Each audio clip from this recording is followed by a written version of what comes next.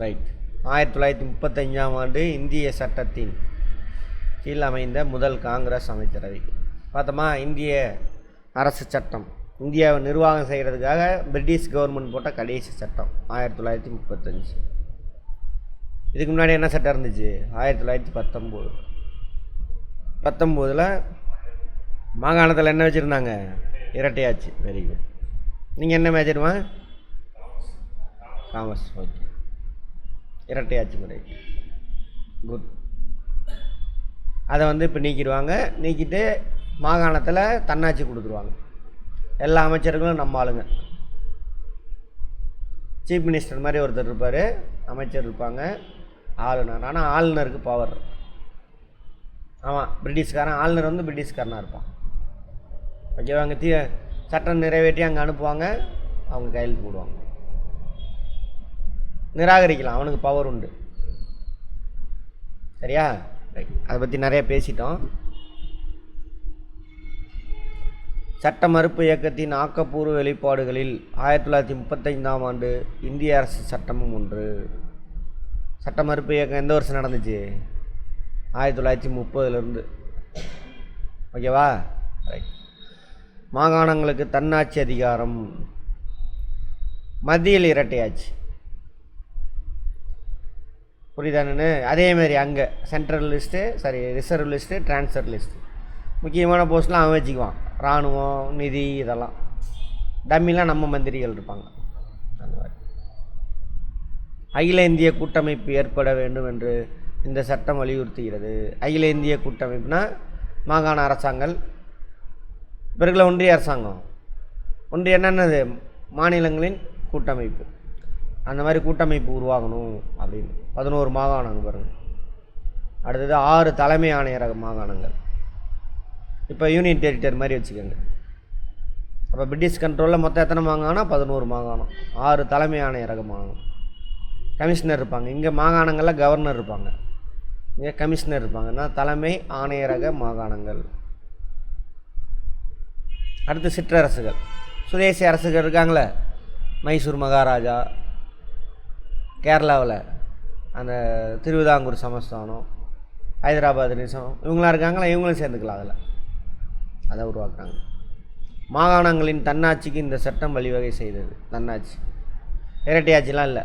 மாகாணத்தில் அமைச்சரவை முழுவதும் நம்ம ஆளுங்க தான்.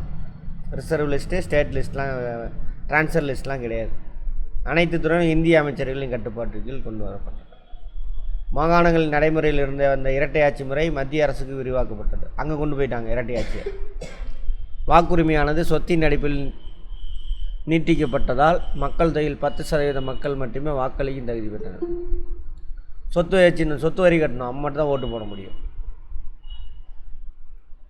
சரியா? அது மாதிரி இந்த சட்டத்தின்படி பர்மா இந்தியாவிலிருந்து பிரிக்கப்பட்டது. நோட் பண்ணிக்கோங்க. பர்மாவும் இந்தியாவில் தான் இருந்திருக்கு.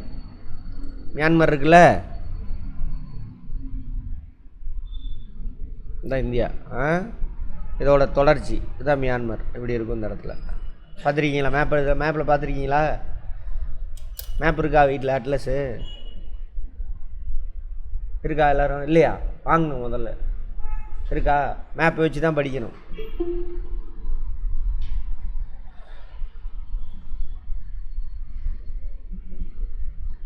காங்கிரஸ் அமைச்சரவைகளும் அவற்றின் பணிகளும். அது என்ன சார் அமைச்சர் அவைகளும் போட்டிருக்காங்க? மாகாணங்களில் எல்லா மாகாணத்துலேயும் காங்கிரஸ் தான் ஜெயிக்கும். ஒன்றிய அரசாங்கத்துலேயும் அவங்க தான்.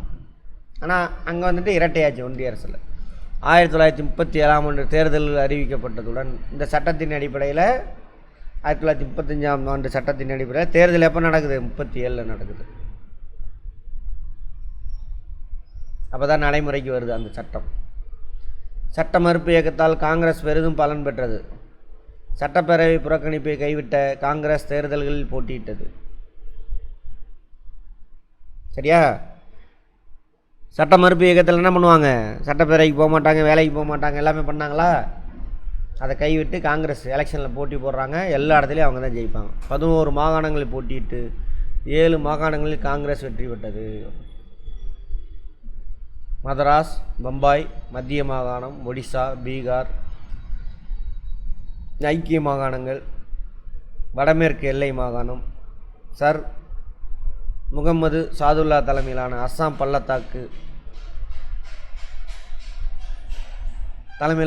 பள்ளத்தாக்கு முஸ்லீம் கட்சியுடன் இணைந்து கூட்டணி அரசு உட்பட 8 மாகாணங்களில் அது ஆட்சி அமைத்தது. காங்கிரஸ் சொல்கிறாங்க.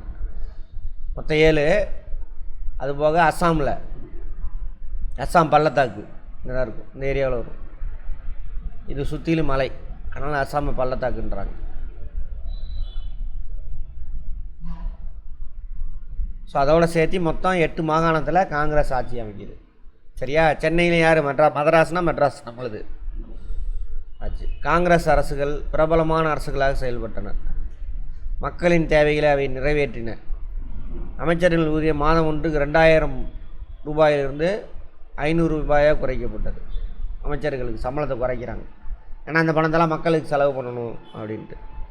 அது இல்லாமல் அப்போ அந்த அமைச்சரவையில் அப்போ போனவெல்லாம் நிலம் வச்சுருக்கணும் தான் போக முடியும். நிலம் வச்சுருக்கிறவங்க யார்? பெரிய பெரிய ஜமீன்தார், பெரிய பணக்காரனுக்கு தான் அங்கே போவானுங்க.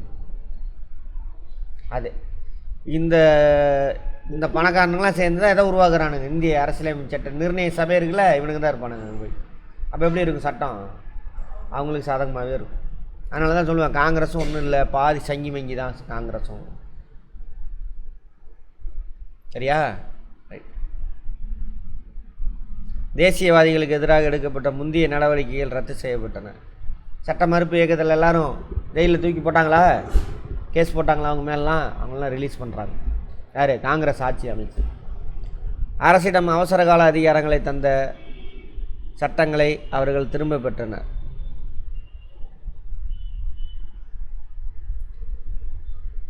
அவசரகால அதிகாரங்கள், அதாவது அவசர காலம்னா எமர்ஜென்சி. சிவிக்ஸில் பார்த்துருப்போம். ஆர்டிகல் 19 ரத்து செய்கிறது, யாரை வேணாலும் ஏபிஎஸ் கார்பஸ்க்கு ரத்து பண்ணுறது, இந்த மாதிரிலாம் வச்சுருந்தாங்க. அதெல்லாம் தூக்குறாங்க. கம்யூனிஸ்ட் கட்சியை தவிர மற்ற கட்சியினர் மீது இருந்த தண்டனையெல்லாம் ரத்து செய்கிறாங்க. அப்பயும் கம்யூனிஸ்ட் கட்சி ஆகாது இவனுங்களுக்கு. தேச அளவில் பத்திரிகைகள் மீது விதிக்கப்பட்டிருந்த கட்டுப்பாடுகள் அவர்கள் அகற்றிவிட்டனர். இந்தியர்கள் பத்திரிகைகள் பேப்பர் வெளியிடுறாங்கள்ல, அதெல்லாம் தடை போட்டிருப்பாங்க, அதெல்லாம் நீக்கிறாங்க. அதுமாதிரி காவல்துறையோட அதிகாரங்கள்லாம் குறைக்கிறாங்க. அரசியல் பேச்சுக்கள் பற்றி சிஐடி சார்பாக அறிக்கை தருவது விலக்கி கொள்ளப்பட்டது. அரசியல் பேச்சுக்கள் பற்றி மீட்டிங் பேசுகிறாங்கன்னு வச்சுக்கோங்க, அதை வந்துட்டு போலீஸ்காரன் ஒருத்தாங்க போய் நோட்ஸ் எடுத்து கவர்மெண்ட்டுக்கு சப்மிட் பண்ணுவான். இப்பயும் இருக்குது அந்த நடைமுறை. ஆனால் அதை அப்போ ரத்து பண்ணியிருக்காங்க. விவசாயிகளுடைய கடன்லாம் குறைக்கிறதுக்கு ஸ்டெப் எடுத்தாங்களாமா. தொழிலாளர்லாம் பாதிக்கப்பட்டிருக்காங்களா, அவங்களுடைய நலனுக்காக ஸ்டெப் எடுத்தாங்கன்னு சொல்கிறாங்க. கோயில்கள் நுழைவு சட்டம் நிறைவேற்றப்பட்டது. எல்லோரும் கோயிலுக்கு போகலாம். அப்போ தான் முதலே வருது, பார்த்துக்கோங்க. எல்லோரெலாம் கோயிலுக்கு போக முடியாது. இப்போ நீங்கள் எது வரைக்கும் தான் போக முடியும்? முன்னாடி அந்த கருவறைக்கு முன்னாடி வரைக்கும் தான் நிற்க முடியும். அதுக்கப்புறம் நீங்கள் அந்த பூசாரிக்கிட்ட ஐயர்கிட்ட காசு கொடுத்தீங்கன்னா அவன் உள்ளே விட்டுருவான், அங்கேயே படுத்து தூங்கிட்டு கூட வரலாம். கல்வி மற்றும் பொது சுகாதாரத்திற்கு சிறப்பு கவனம் செலுத்தப்பட்டது. நீங்கள் அனுப்பியிருந்தீங்களே சார் பிரைமரி ஹெல்த் சென்டர், அப்போயே காங்கிரஸ் பீரியட்லேயே கொண்டு வந்துட்டாங்க அப்படின்னு கொண்டு வந்திருந்தாங்க. ரேஷன் கடையும் இருந்துச்சு, காங்கிரஸ் பீரியடில் இருந்துச்சு. கோயம்புத்தூர் சென்னையில் மட்டும்தான் ரேஷன் கடை இருந்துச்சு. இப்போ எங்கே இருக்குது ரேஷன் கடை? உங்கள் ஊர் கிராமம் வரைக்கும். அதை கொண்டு வந்தது கலைஞர் தான், அண்ணா இருந்த ஒன்று. சரியா? அதேமாதிரி பிரைமரி ஹெல்த் சென்டர், அப்போ ரேஷன் கடையே அந்த மாதிரி தான் இருந்திருக்கு. எப்போது? 67 வரைக்கும். 67 வரைக்கும் ஏதாவது முக்கியமான நகரத்தில் மட்டும் தான் ரேஷன் கடை. இப்போ கிராமந்தோறும் இருக்கா? எல்லா ஊர்லேயும் இருக்கா? அதே மாதிரி தான் இதுவும். பிரைமரி ஹெல்த் சென்டர் அப்போ எத்தனை ஹாஸ்பிட்டல் இருந்திருக்கு போய் பாருங்கள். வட இந்தியாவெலாம் எத்தனை ஹாஸ்பிட்டல் இருக்குதுன்னு சட்டம் போட்டாங்க காங்கிரஸ். 50 சில்லறையிலே போட்டாங்களா பிரைமரி ஹெல்த் சென்டருக்கு? எதானே அனுப்பியிருந்தீங்க. வேறு ஏன் கர்நாடகாவில் போய் பாருங்கள், கிராமத்தில் எங்கேயாவது இந்த மாதிரி பிரைமரி ஹெல்த் சென்டர் இருக்கா அப்படின்னு. அதில் சிட்டிலேயே பாருங்களே, இங்கே பாருங்கள் தெருவுக்கு ஒன்று இருக்கும், இங்கே ஒன்று இருக்கும், அங்கே அந்தந்த மண்டலத்துக்கு ஒன்று இருக்கும். அப்படி இருக்கான்னு போய் பாருங்கள், இருக்காது. அதை தான் செஞ்சாங்க. இத்தனை கிலோமீட்டருக்கு ஒரு பிரைமரி ஹெல்த் சென்டர், இத்தனை 1000 மக்கள் வச்சாங்கன்னா அங்கே அந்த ஒரு 10 கிராமத்துக்கு சேர்ந்து அட்லீஸ்ட்டு ஒரு 5 கிலோமீட்டருக்குள்ளே ஒரு பிரைமரி ஹெல்த் சென்டர். அப்படி தூரத்தை குறைச்சி நம்பர்ஸ் இன்க்ரீஸ் பண்ணுறாங்க. அதேமாதிரி மாவட்டந்தோறும் மருத்துவ கல்லூரி மருத்துவமனை இருக்கணும். அப்போ அது 70லேயே சட்டமும் கொண்டு வந்தாங்க. யார்? DMK government. ஏன்னா மக்களுக்கு எல்லாம் கிடைக்கணும். இதெல்லாம் கிடைச்சாதான் அவன் நல்லா இருப்பான். அதான் கவர்மெண்ட்டோட வேலையும் அதுதான். புரிஞ்சுதா? அப்புறம் நூலகங்கள் ஓப்பன் பண்ணது படித்தா தானே ஆகும். ஆனால் நம்ம தான் எங்கே படிக்கிறோம்? மனப்பாடம் தான் பண்ண வச்சு கெடுத்துட்டானுங்க. அதனால் நூலகத்து பக்கம் கூட்டமே இருக்க மாட்டேங்குது. புரிஞ்சு படித்தா கூட்டம் இருக்கும். புரிஞ்சுக்க கற்றுக்க நிறைய விஷயம் தெரிஞ்சுக்க ஆர்வம் இருக்கும். புரிய வச்சா அங்கே பாருங்க கூட்டம் இருக்காது. மனப்பாடம் பண்ணுற சென்டர்லாம் போய் பாருங்க. 5 ரோடெலாம் பார்த்துருக்கீங்களா? ஆயிரக்கணக்கில் பணம் கட்டுவான், மனப்பாடம் பண்ணுவான், கூட்டம் வலியும். இதுதான் நம்மளோட நிலைமை. சரியா? ரைட். இதெல்லாம் அதேமாதிரி பாருங்கள், லைப்ரரி நம்ம ஊரில் இருக்கிற லைப்ரரி மாதிரி வேறு எங்கேயுமே இருக்காது. அவங்க தான் கொண்டு வந்துருப்பாங்க. இப்போயும் லைப்ரரிக்கு முக்கியத்துவம் கொடுக்குறாங்களா? புரிஞ்சு படிக்கணும். அங்கே போயிட்டு மனப்பாடம் பண்ணி வீணாக போகிறானுங்க. என்ன பண்ணுறது? சரி, அடுத்தது காங்கிரஸ் அமைச்சரவையின் பதவி விலகல். 2ஆம் உலகப் போர். ஃபஸ்ட் நாள் கதையிலே சொல்லியிருப்பேன். 2ஆம் உலகப் போர் வந்துடும். காங்கிரஸ் அமைச்சரவை அவங்கள அமைச்சரவையில் இருக்காங்கள்ல, அமைச்சரவைகிட்ட கேட்காம வைஸ்ராய் வந்துட்டு இராணுவத்தில் போரில் வந்து இந்தியாவும் கலந்துக்குன்னு அறிவிச்சிடுவார். உடனே அமைச்சரவை இருக்குது, அப்புறம் நாங்கள் எதுக்கு இருக்கிறோம், பார்லிமெண்ட் இருக்குது, அங்கேயும் டிஸ்கஸ் பண்ணல வைஸ்ராய் அப்படின்னு சொல்லிட்டு காங்கிரஸ் கோவப்பட்டு என்ன பண்ணுவாங்க? ராஜினாமா பண்ணிடுவாங்க. எல்லா இடத்துலையுமே அமைச்சரவை ராஜினாமா பண்ணிடுவாங்க. 2 வருஷம்தான். 2 வருஷத்துக்குள்ளே இவ்வளோ வேலை செஞ்சுருக்காங்க. காங்கிரஸ் அமைச்சரவைகளை ஆலோசிக்காமல் கூட்டணி படைகள் சார்பாக இந்த போரில் இந்தியாவின் காலனி ஆதிக்க அரசு நுழைந்தது.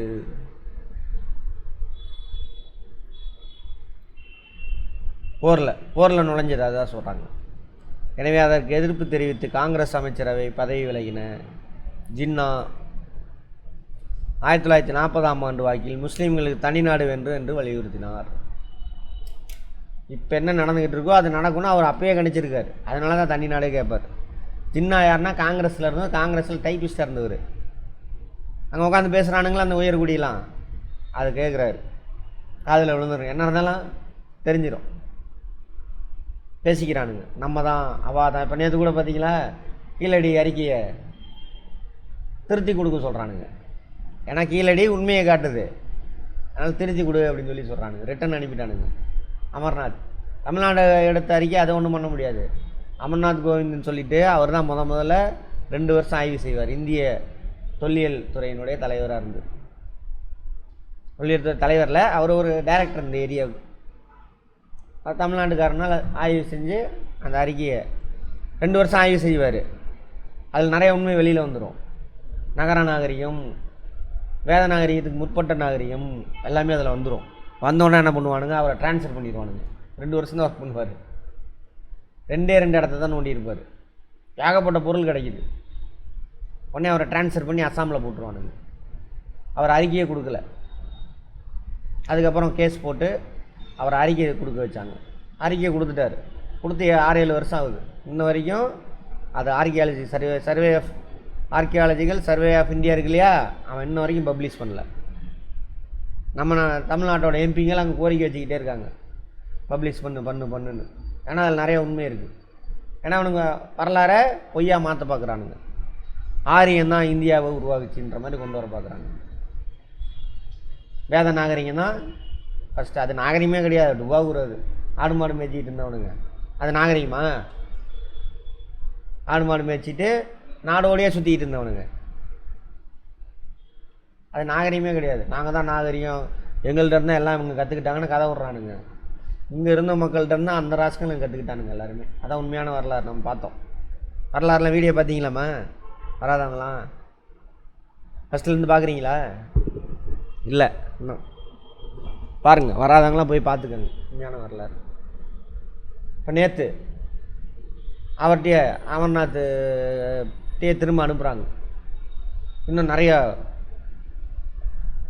விளக்கம் கேட்டு அனுப்பிட்டானுங்க ரிட்டன். 2 வருஷமும் கிடப்பில் வச்சுட்டு அதுக்கப்புறம் கேஸ் போடுறாங்க. ஒரு அம்மா கனிமொழின்ட்டு வக்கீல் எங்களோட வரலாறை மறைக்க பார்க்குறாங்கன்ட்டு. அப்புறம் தமிழ்நாடு கவர்மெண்ட்டு அதுக்கு செய்யணும்னு சொல்லிட்டு ஆர்டர் போடுறாங்க கோர்ட்டு. அப்படி ஆரம்பித்தா தான் அது வேகத்தில் ஓடிட்டு இருந்தது. ஏன்னா அவனுங்க கை கழுவிங்க தானே. அப்புறம் 21 அப்புறம் தான் அது வேகம் எடுக்குது. இப்போ நெட்டில் போய் பார்த்தீங்கன்னா அந்த கீழடியோட அருங்காட்சியகம் ஆன்லைன்லேயே இருக்கும், பார்க்கலாம் நீங்கள் எல்லாத்தையும். அங்கே கிடைச்ச பொருள்லாம் 3000 வருஷத்துக்கு முன்னாடியே நம்ம இரும்பு பயன்படுத்தியிருக்கோம். அது எவ்வளோ பெரிய உண்மையை அங்கே வந்து போட்டு இது பண்ணுறானுங்க, நம்ம அதெல்லாம் கண்டுக்காமல் உட்காந்துருக்கோம். என்ன பண்ணுறது, எழுத்தறிவு இல்லாமே இருக்கும். சரி பார்ப்போம் அந்த மாதிரி. அப்போ நம்ம வரலாறு என்ன பண்ணுறானுங்க, மாற்ற பார்க்குறானுங்க. இதை அவர் அப்பயே தெரிஞ்சுக்கிட்டு என்ன பண்ணுறாரு, தனி நாடு எங்களை விட்டுருங்கடா அப்படின்னு கேட்குறாரு. கேட்பாங்க, முதலமைச்சர்னா எந்த ஆண்டு வந்து தனி நாடு கோரிக்கை வச்சார் சொல்லிட்டு அதே மாதிரி 42 வெள்ளையினே வெளியேறுமா காங்கிரஸ். ஜின்னா வந்துட்டு வெள்ளையினே பிரித்து வெளியேறு அப்படின்னு சொல்லுவான். இந்த மாதிரி 2ஆம் உலகப் போரின் போது தேசிய இயக்கம் 2ஆம் போரின் போது அந்த போராட்டம் என்னென்ன பண்ணாங்க அப்படின்னு சொல்லி சொல்கிறாங்க. காந்தியடிகளின் வேட்பாளரான பட்டாபி சித்தாராமையா வீழ்த்தி சுபாஷ் சந்திர போஸ் காங்கிரஸ் தலைவரானார் 1939. 38 ஜெயிச்சிருப்பார். யார்? ஹிஸ்ட்ரி +1 +2 படிச்சிங்களா? Very good. பழைய புக்கா நீங்கள் படிக்கும் பொழுது? புது புக்கில் இருக்கா? இருந்துச்சா? +1 +2 புக்கில் இருக்கா? சரி, அதை படிங்க. ஆனால் அந்த கதையெல்லாம் சேர்த்து தான் சொல்லிட்டேன். +1 +2 படிக்கிறீங்களே?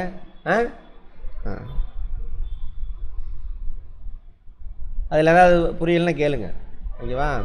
ஜெயிச்சிருப்பார். அப்புறம் 2வது தடவையும் ஜெயிப்பார். சுபாஷ் சந்திர போஸ் நிற்பார், நின்றுட்டு ஜெயிச்சிருவார். ஆனால் காங்கிரஸ் வந்துட்டு இவரை பட்டாபி சீதாராமையாவை அப்பாயின்மெண்ட் பண்ணியிருப்பார், அதாவது வேட்பாளராக நிறுத்துவார். காங்கிரஸ் என்ன சொல்கிறாரோ அதான் சரி, காந்தி என்ன சொல்கிறாரோ அதான் காங்கிரஸில் நடக்கும். இவர் ஜெயிச்சுட்டு நம்ம அதை பண்ணலாம் இதை பண்ணலாம் துடுப்பாக இருப்பார். அப்புறம் வந்துட்டு அவருக்கு தெரியும், அப்புறம் தான் தெரியும், இல்லை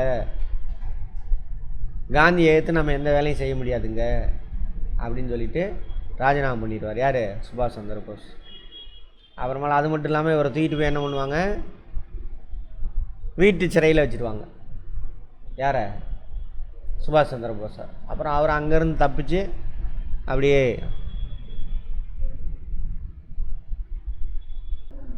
பாருங்க பெங்காலில் தான் அவர் இருப்பாருங்க.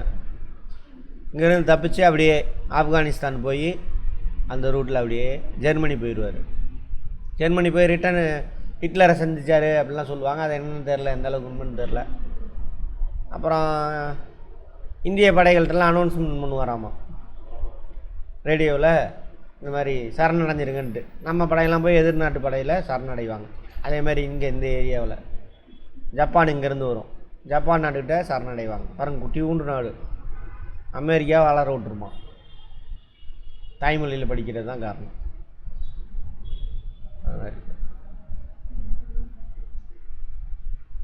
காந்தியடிகள் ஒத்துழைக்க மறுத்ததை அடுத்து சுபாஷ் சந்திர போஸ் அப்பதவியிலிருந்து விலகி ஃபார்வேர்டு பிளாக் கட்சியை தொடங்கினார். வெளியில் போயிடுவார், போயிட்டு ஒரு கட்சி உருவாக்குறார். வெள்ளையினை வெளியேறு இயக்கத்துக்கு வழிவகுத்த நடவடிக்கை 1940 தனிநபர் சத்தியாகிரகம். சொன்னேன் இல்லையா, ஒவ்வொரு ஆளாக தனித்தனியாக போய் போராட்டம் பண்ணுவாங்க. தனிநபர் சத்தியாகிரகம். ஆகஸ்ட் மாதம் காங்கிரஸ் 2ஆம் உலகப் போரின் போது இந்தியர்களின் ஆதரவை பெறுவதற்காக அரச பிரதிநிதி லிலித்கோ ஒரு சலுகையை வழங்க முன் வந்தார். லிலித்கோ ஆகஸ்ட் ஆஃபர் அப்படின்னு சொல்லுவாங்க. எதுக்குனாக்கா அவர் சொல்லுவார், அரச பிரதிநிதி யார்? வைஸ்ராய். வைஸ்ராயை வச்சு பேச்சுவார்த்தை நடத்துவாங்க. காங்கிரஸ் பேசாதவங்க கவனிங்க, முஸ்லீம் லீக் எல்லாத்தையும் என்னாச்சு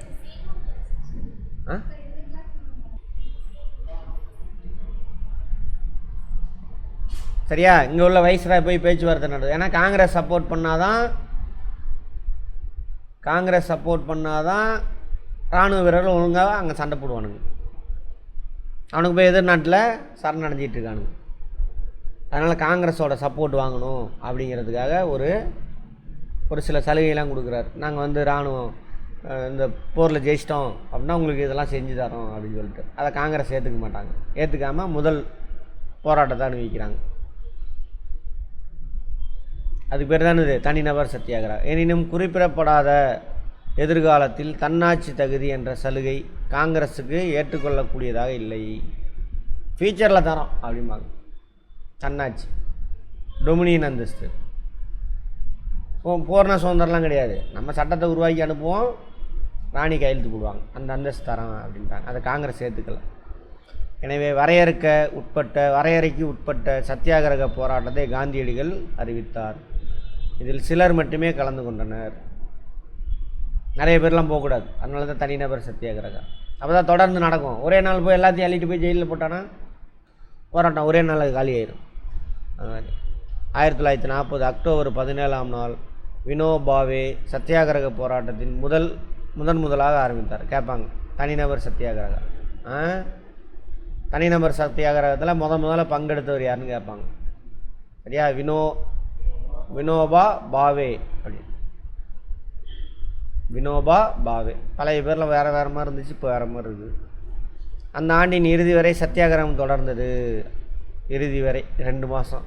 இந்த காலகட்டத்தில் 25,000க்கு அதிகமான மக்கள் கைது செய்யப்பட்டனர். எல்லா தலைவரும் உள்ளதாக இருப்பாங்க.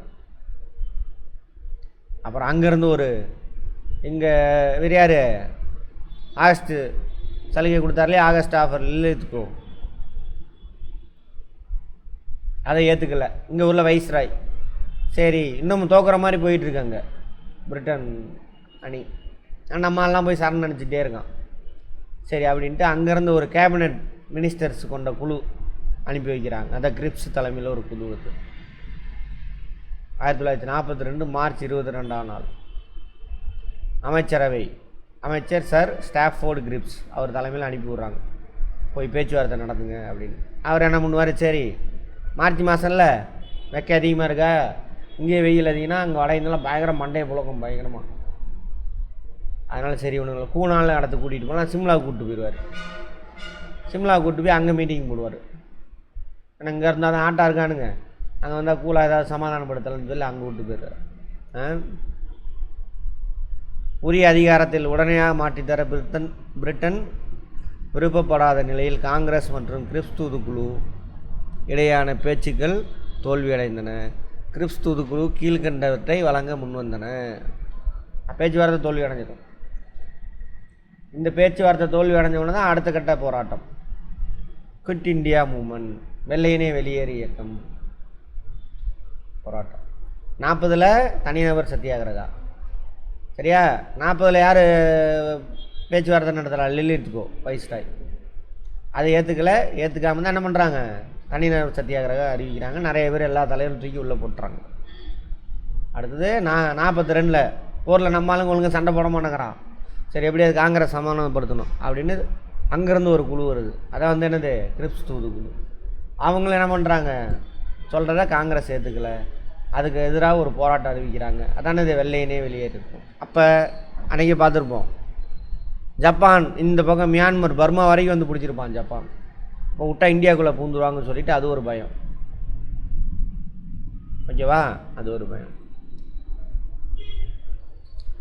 போருக்கு பிறகு தன்னாட்சி, டொமினியன் அண்ட் சரண்டர். பாகிஸ்தான் உருவாக்க கோரிக்கையை ஏற்கும் விதமாக இந்திய இளவரசர்கள் பிரிட்டிஷாருடன் தனி ஒப்பந்தத்தை கையெழுத்திடலாம். அதாவது இது போடுறானுங்க, இந்தியாவுக்கு சுதந்திரம் கொடுத்துருவோம், ஓகே. சுதேசி அரசுகள்லாம் இருக்காங்கள்ல, அவங்க விரும்பினாக்கா நீ எங்கள் பிரிட்டன் கூடயே நீ கையெழுத்து போட்டு எங்கள் கூடயே இருந்துக்கலாம் அப்படின்னு சொல்கிறாங்க. போரின் பொழுது பாதுகாப்புத்துறை பிரிட்டிஷாரின் கட்டுப்பாட்டில் இருக்கும். போர் நடந்துக்கிட்டு இருக்கு இல்லையா, பாதுகாப்புத்துறை அவங்க கட்டுப்பாட்டில், அமைச்சர் வந்து அவனாக இருப்பான். இது 3 கோரிக்கை. புரியுதா மணிகண்டன்? 2வது பாயிண்ட் புரியுதா இல்லையா? அப்போ சுதேசி அரசர்கள் இங்கே இருக்காங்களா, தனி அரசர் தானே அவன், பிரிட்டிஷ் கவர்மெண்ட் கிடையாது அவன். கேரளா சமஸ்தானம், திருவிதாங்கூர் சமஸ்தானம், மைசூர் ராஜா, ஹைதராபாத் நிசாம், இவங்களாம் தனித்தனி நாடு தான். பிரிட்டிஷ் இந்தியாவில் கிடையாது. அந்த மாதிரியான மொத்தம் 500க்கும் மேற்பட்ட ராஜாக்கள் இருப்பாங்க. 565 அது மாதிரி சமஸ்தானம் இருக்கும். அவங்க போர் முடிஞ்சோன்னா அவங்களுக்கு சுதந்திரம் கொடுத்துருவோம். சரியா? இந்த சமஸ்தானங்கள் வேணும்னா என்ன பண்ணலாம், பிரிட்டிஷ்கா எங்கள் கூட இருந்துக்கலாம் அப்படின்னு மாதிரி சொல்லியிருப்பாங்க. பிரிட்டிஷ் கவர்மெண்ட்டோட சேர்ந்துக்கொடி. அதான் 2வது பாயிண்ட். புரியுதா என்னென்னு தெளிவா? அப்போ புரியுதா, இந்தியா ஒரு நாடெல்லாம் கிடையாது, சேர்த்துக்கிட்டானுங்க. பிடிச்சி வராதெல்லாம் பிடிச்சி இழுத்து உள்ளே போட்டு நம்மளாம் தனி நாடு தான் கேட்டோம். எல்லாத்தையும் அடிமையாக வச்சுருக்கானுங்க. யார்? அந்த 1.5% ஆளுங்க இன்றைக்கி வரைக்கும். அதுக்கு வரலாறு படிக்கணும், ஃபஸ்ட்லேருந்து வீடியோ பாருங்கள். அடுத்தது, காங்கிரஸ் முஸ்லீம் லீக் இரண்டுமே இந்த திட்டத்தை அறிக்கையை நிராகரித்து விட்டன. திவாலாகும் வங்கியில் பின் தேதியிட்ட காசோலை என காந்தியடிகள் இந்த திட்டத்தை அழைத்தார். கிரிப்ஸ் தூதுக்குழு வழங்கின திட்டத்துக்கு பேர் என்னவா? திவாலாகும் வண்டி. அதான திவால் ஆகிறதுனா கவின், திவால் ஆகிறதுனா என்ன? Very good. அதாவது வங்கியை மூட போகிறாங்கன்னு அர்த்தம். காசுமே இல்லைன்னு மூட போகிறாங்கன்னு அர்த்தம். அது மேலே எழுதப்பட்ட பின் தேதியிட்ட காசு. பின் தேதியிட்ட காசு இல்லைன்னா இன்றைக்கி தேதி போட்டு கொடுத்தா இன்றைக்கி போய் நீ பணம் எடுத்துக்கலாம். நாளைக்கோ அல்லது 1 வருஷம் கழிச்சோ 10 மாதம் கழிச்சோ 10 நாள் கழிச்சோ அதில் தேதி போட்டிருப்பாங்க. அந்த அன்றைக்கி தான் நீ போய் வாங்க முடியும். வங்கி நாளைக்கு என்னாயிரம் மூட போகிறான், அதில் 10 நாள் கழித்து தேதி போட்டு ஒன்றை செக்கு கொடுத்து ஆமாம் நீ ஒரு 1 லட்ச ரூபா எடுத்துக்கினா என்ன ஆகும்? கிடைக்குமா அது? அந்த மாதிரி சொல்கிறார். எதை? கிரிப்ஸ் தூதுக்குழுவுடைய இதை. அப்போ தான் காந்தியடிகள் சொல்கிறார், என்ன சொல்கிறாரு? செய் அல்லது செத்துமடி. இதுக்கு அர்த்தமே வேறு. இது இவனுக்கு தப்பாக புரியும். முட்டா பயல்கள்ட்ட போயிட்டு இது சொன்னால் என்ன ஆகும்? அவன் எடுத்துகிட்டு ஆயுதம் ஏந்தி போனே வெளியேறு இயக்கம். தலைவரெல்லாம் ஜெயிலில் இருக்கானுங்க. எல்லா தலைவரும் ஜெயிலில் தான் இருக்காங்க. அதனால் தலைவர்கள் இல்லாத போராட்டம்பாங்க. வெள்ளையனே வெளியேறு இருக்கும். வருதா வேண்டுகோளும்பாங்க. வெள்ளையனே வெளியேறிக்கிறதுக்கு இன்னொரு பேர் என்னது? வருதா வேண்டுகோள் அப்படிப்பாங்க.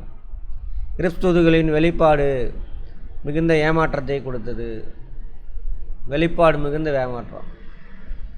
சரி, போர்க்கால பற்றாக்குறையினால் விலைகள் பெரிதும் அதிகரித்து அதிருப்தி தீவிரமடைந்தது. போர்க்காலம், போர் நடந்துச்சுன்னு சொன்னல அன்றைக்கி. போர்னால் சும்மா சாதாரண விஷயம் இல்லை. அடித்தட்டு சாதாரண மக்கள் பயங்கரமாக பாதிக்கப்படுவான். பணம் இருக்கலாம், அம்பரில் இருப்பான். விலைவாசிலாம் ஏறுது எல்லாம் போர்க்காலத்தில். பம்பாயில் 1942 ஆகஸ்ட் மாதம் 8ஆம் நாள் கூடிய அகில இந்திய காங்கிரஸ் கமிட்டி வெள்ளையனே வெளியேற தீர்மானத்துக்கு வித்திட்டது.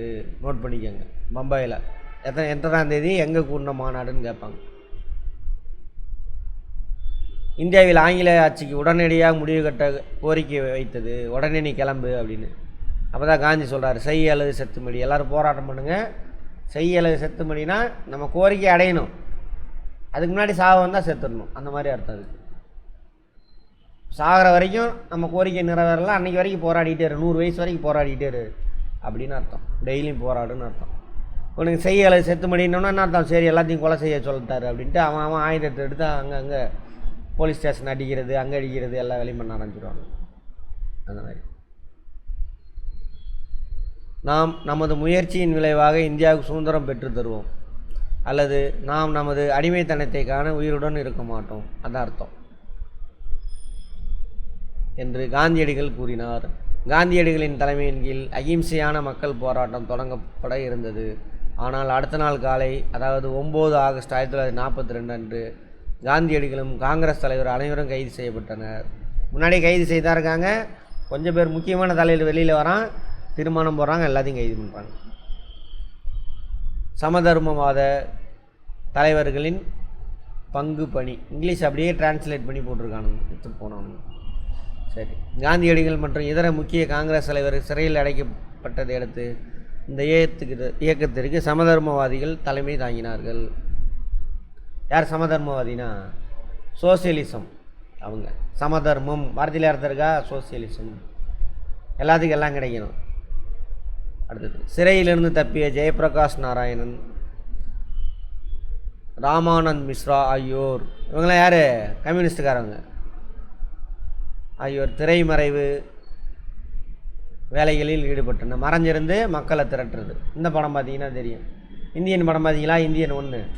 அந்த போரில் கமல் தலைவர் ஆர்டர் கொடுத்துட்டாங்க, இதெல்லாம் வச்சுட்டே உட்காந்துருப்பானுங்க. எல்லாம் மறைஞ்சிருந்து அட்டாக் பண்ணுவாங்க. அந்த மாதிரி அருணா ஆசப் அலி போன்ற பெண் தலைவரும் முக்கிய பணியாற்றினார்கள். உஷா மேத்தா நிறுவிய காங்கிரஸ் வானொலி திரைமறையில் இருந்தபடி 1942 நவம்பர் மாதம் வரை வெற்றிகரமாக செயல்பட்டது. உஷா மேத்தா. இந்தியன் படம் பார்த்தீங்கன்னா தெரியும். இவர் ஒரு குகையில் இருப்பாங்க, இவரும் அவங்களோட காதலியும். அப்போ ஒரு ரேடியோ வச்சுக்கிட்டே இருப்பார் தாத்தா, இந்தியன் தாத்தா. ஒரு இளமையில் ஆர்டரு, தலைவர் ஏதாவது ஆர்டர் போடுவாங்களா அப்படின்னு அதில் அனௌன்ஸ்மெண்ட் பண்ணுவாங்க. இந்த இடத்துல இங்கே போராட்டம் நடக்குது, எல்லோரும் போய் கலந்துக்கங்க அதில் இங்கேருந்து காப்பி அடித்தது தான் அப்படியே போட்டிருப்பாங்க. அப்போ திரைமறைவில் என்ன பண்ணுது, ரேடியோவில் அனௌன்ஸ்மெண்ட்லாம் பண்ணுறாங்க. 42 நவம்பர் வரைக்கும் அது செயல்பட்டுருக்கு. அப்புறம் இதுதான் அகில இந்திய வானொலியாக மாறுது பின்னாடி சுதந்திரம் அடைஞ்சதுக்கப்புறம். மக்களின் வெளிப்பாடு கேட்பாங்க, கேள்வி பார்த்துக்கோங்க. காங்கிரஸ் வானொலியை தோற்றுவித்தவர் யார், உருவாக்கியவர் யார்? உஷா மேத்தா. அங்கே மும்பையிலேருந்து செயல்பட்டுருக்கு. மக்களின் வெளிப்பாடு. இந்தியாவின் பல பகுதிகளுக்கு இந்த செய்தி பரவியதை அடுத்து அனைத்து இடங்களிலும் அங்கங்கே வன்முறை ஆர்ப்பாட்டம் வெடித்தன. வேலை நிறுத்தம், ஆர்ப்பாட்டங்கள், மறியல் எல்லாம் நடக்குது. தாங்கள் அறிந்த வகையில் மக்கள் போராட்டங்களை நடத்தினார்கள். மக்களுக்கு என்னென்னு தோணுதோ அது போராட்டம். சரியா, திடீர்னு போயிட்டு என்ன பண்ணுறது, ரோட்டை மறியல் பண்ணுறது, திடீர்னு போய் போலீஸ் ஸ்டேஷனை அடித்து நொறுக்கிறது. இந்த மாதிரி இரும்பு கரம் கொண்டு அரசு இந்த இயக்கத்தை கட்டுப்படுத்தியது. அரசு கட்டடங்கள், ரயில் நிலையங்கள், தொலைபேசி நிலையம், தந்தி கம்பிகள் பிரிட்டிஷ் அதிகாரத்தின் அடையாளங்களாக நின்ற அனைத்தின் மீதும் மக்கள் தாக்குதலை நடத்தினார்கள். புரியுதா? இதெல்லாம் உருவாக்குனது தானே, எல்லாத்தையும் அடித்து நொறுக்கிறானுங்க. தந்தி கம்பி, அப்போ டெலிஃபோன்லாம் கிடையாது, தந்தி அனுப்புவாங்க. இங்கே டைப் பண்ணால் அங்கே ரெக்கார்ட் ஆகும், அதான் தந்தி. இங்கே டைப் பண்ணால் லண்டனில் டைப் ஆகும், அதான் தந்தி கம்பி போட்டிருப்பாங்க. அது இப்போ தான் ரீசெண்டாக எடுத்துட்டாங்க, 2014 அப்புறம் தான் எடுத்துட்டாங்க. எல்லா போஸ்ட் ஆஃபீஸ்லேயும் இருக்கும். சரியா? ஒவ்வொரு லெட்டருக்கும் காசு இருக்குது. ஒரு லெட்டருக்கு 10 லெட்ரு போட்டு அனுப்புனாக்கா அப்போவே நான் சொல்கிறது 90 அங்கேருந்து டைப் பண்ணி அனுப்பணும். ஏதாவது எமர்ஜென்சி யாராவது இறந்துட்டாங்க அப்படின்னு. தந்தி வந்துட்டா எல்லாம் படம்லாம் பார்த்தீங்கன்னா தெரியும். ஐயோ தந்தியாகும், வாங்க மாட்டாங்க. எமர்ஜென்சி உடனே டைப், இங்கேருந்து அங்கே மதுரைக்கா டைப் ஆகிரும். அங்கே அவன் உடனே எடுத்துகிட்டு வந்து வீட்டில் கொடுப்பான், சேலத்துலேருந்து. ஃபேக்ஸ் மாதிரி, ஆனால் ஃபேக்ஸ் இல்லை, அவன் கொண்டு வந்து கொடுப்பான். அதெல்லாம் எல்லாத்தையும் அடித்து நொறுக்கிறானுங்க. இது முக்கியமாக மதராஸ்னா எங்கே, நம்ம ஊரில் முக்கியமாக தீவிரமாக பரவுகிறது. மதராஸில் கேட்டால் நம்ம சுதந்திர போராட்டத்தில் நம்ம கலந்துக்கலான்னு பானுங்க, திருட்டு பசங்க வழக்கன்ஸ் இவனுக்கு சொல்லித்தரானுங்க. அப்படி நம்மளை திருடனுங்க மாதிரியே சொல்லி தருவானுங்க. பிஜேபி இந்த சங் பரிவாரோட வேலையே அதுதான். நம்ம திராவிடர்கள் தமிழர்கள்னாவே அவனுங்களுக்கு வயிறு எறிகிற மாதிரி பண்ணுவானுங்க. ஆனால் வேலை தேடி அவனுங்க இப்போ வரானுங்க. சதாரா, ஒரிசா, தற்போதைய ஒடியா, பீகார், ஐக்கிய மாகாணங்கள், வங்காளம் ஆகிய இடங்களில் இணைய அரசுகள் நிறுவப்பட்டன. பேரலல் கவர்மெண்ட்டும்பாங்க இங்கிலீஷில். உன் கவர்மெண்ட் எனக்கு வேணால், எங்கள் கவர்மெண்ட் நாங்களே உருவாக்கிக்கிறோம் அப்படின்னு. சுபாஷ் சந்திர போஸ் மற்றும் இந்திய தேசிய இராணுவம் சொன்னோம் இல்லையா. சுபாஷ் சந்திர போஸ் தப்பிச்சு எங்கே போயிட்டார், அங்கே போயிடுவார். அங்கே எல்லோரும் எதிரி நாட்டு படையில் சரணடைங்கன்னு அனௌன்ஸ்மெண்ட் பண்ணுவார். அங்கேருந்து தப்பிச்சு நேராக ஜப்பானுக்கு வருவார். அப்புறம் சிங்கப்பூருக்கு வருவார். சிங்கப்பூரில் அங்கே ஒரு நிகர்நிலை அரசாங்கத்தை உருவாக்குவார். இனிமேலாம் இந்தியாவோட கவர்மெண்ட் இங்கே தானே சிங்கப்பூரில் உருவாக்குவார். அப்புறம் ஆல்ரெடி என்ன சொன்ன இல்லையா, ஜப்பான் நாட்டு படையில் வந்து இந்தியர்கள்லாம் சரணடைஞ்சிருப்பாங்க மியான்மரில். அவங்கெல்லாம் கூப்பிட்டு ஒருத்தர் சேர்த்து வச்சுருப்பார். அவர் தான் உருவாக்குவார். இவர் உருவாக்க மாட்டார், வேறு ஒருத்தர் தான் இந்திய இராணுவ படை உருவாக்குவார். இவர் தலைவராக போய் பதவி ஏற்றுக்குவார். நிறையா தமிழர்கள் இருப்பாங்க அதில். தமிழர்கள் தான் வருமானம், இன்னமும் தமிழர்கள் இருக்காங்க. ஏன்னா பிரிட்டிஷ் கண்ட்ரோலில் இருந்துச்சா. நம்ம ஊர் தானே அது வறட்சி, மேற்கு தொடர்ச்சி தென்மேற்கு பருவ காற்று பெய்யலைன்னா என்ன பிரச்சனை, மழை பெய்யலைன்னா. ஸோ வறட்சி, பஞ்சம், வேலை இழப்பு, அதேமாதிரி சிறு தொழிலாம் அழிஞ்சுதா. ஸோ அப்போ நிறைய வேலை இழப்பு. பிரிட்டிஷ்காரன் எங்கெங்கெல்லாம் போகிறான்னா அங்கெல்லாம் போய் நம்மளும் வேலை செய்வாங்க. அங்கே மலேசியா, சிங்கப்பூர் இன்னமும் இருக்காங்க தமிழர்கள். அப்போ போனவங்க ஸ்ரீலங்கா, அதாவது 1000 வருஷத்துக்கு முன்னாடி ஸ்ரீலங்காவில் குடியேறின தமிழர்கள், அது வேறு. தமிழர்கள்ட்ட தான் இருந்துச்சு ஸ்ரீலங்காவே. அப்புறம் பிரிட்டிஷ்காரன் பீரியடில் போயிட்டு அங்கே தேயிலை தோட்டம்லாம் உருவாக்குவாங்க மலை பிரதேசங்களில். அதுக்கு தமிழர்கள் தான் போயிருப்பாங்க, மலையக தமிழர்கள். விடுதலை புலிகள் வேறு, மலையக தமிழர்கள் வேறு. விடுதலை புலிகள் வடக்கு மாகாணத்தில் இருப்பாங்க, இதான் ஸ்ரீலங்கா. ஆனால் இந்த ஏரியாவில் இருப்பாங்க. மலையக தமிழர்கள் வந்து இந்த இடத்துல இருப்பாங்க ஸ்ரீலங்காவில். பிரிட்டிஷ்காரன் பீரியடில் போனது அவங்களாம். சரி, அந்த மாதிரி. அப்போ அங்கே போய் என்ன பண்ணுறாங்க, நிறைய பேர் சரணடைகிறாங்க மியான்மரில். அவங்கெல்லாம் கூப்பிட்டு காங்கிரஸை விட்டு விலகிய சுபாஷ் சந்திர போஸ் வீட்டு காவலில் வைக்கப்பட்டார். எங்கே, வங்காளத்தில். பிரிட்டிஷாரின் எதிரிகளோடு கைகோர்த்து பிரிட்டிஷ் அரசுக்கு எதிராக தாக்குதல் நடத்த அவர் விரும்பினார். ஜெர்மனி, இத்தாலி, ஜப்பான்லாம் பிரிட்டிஷுக்கு எதிரானவங்க போரில், 2ஆம் உலக போரில்.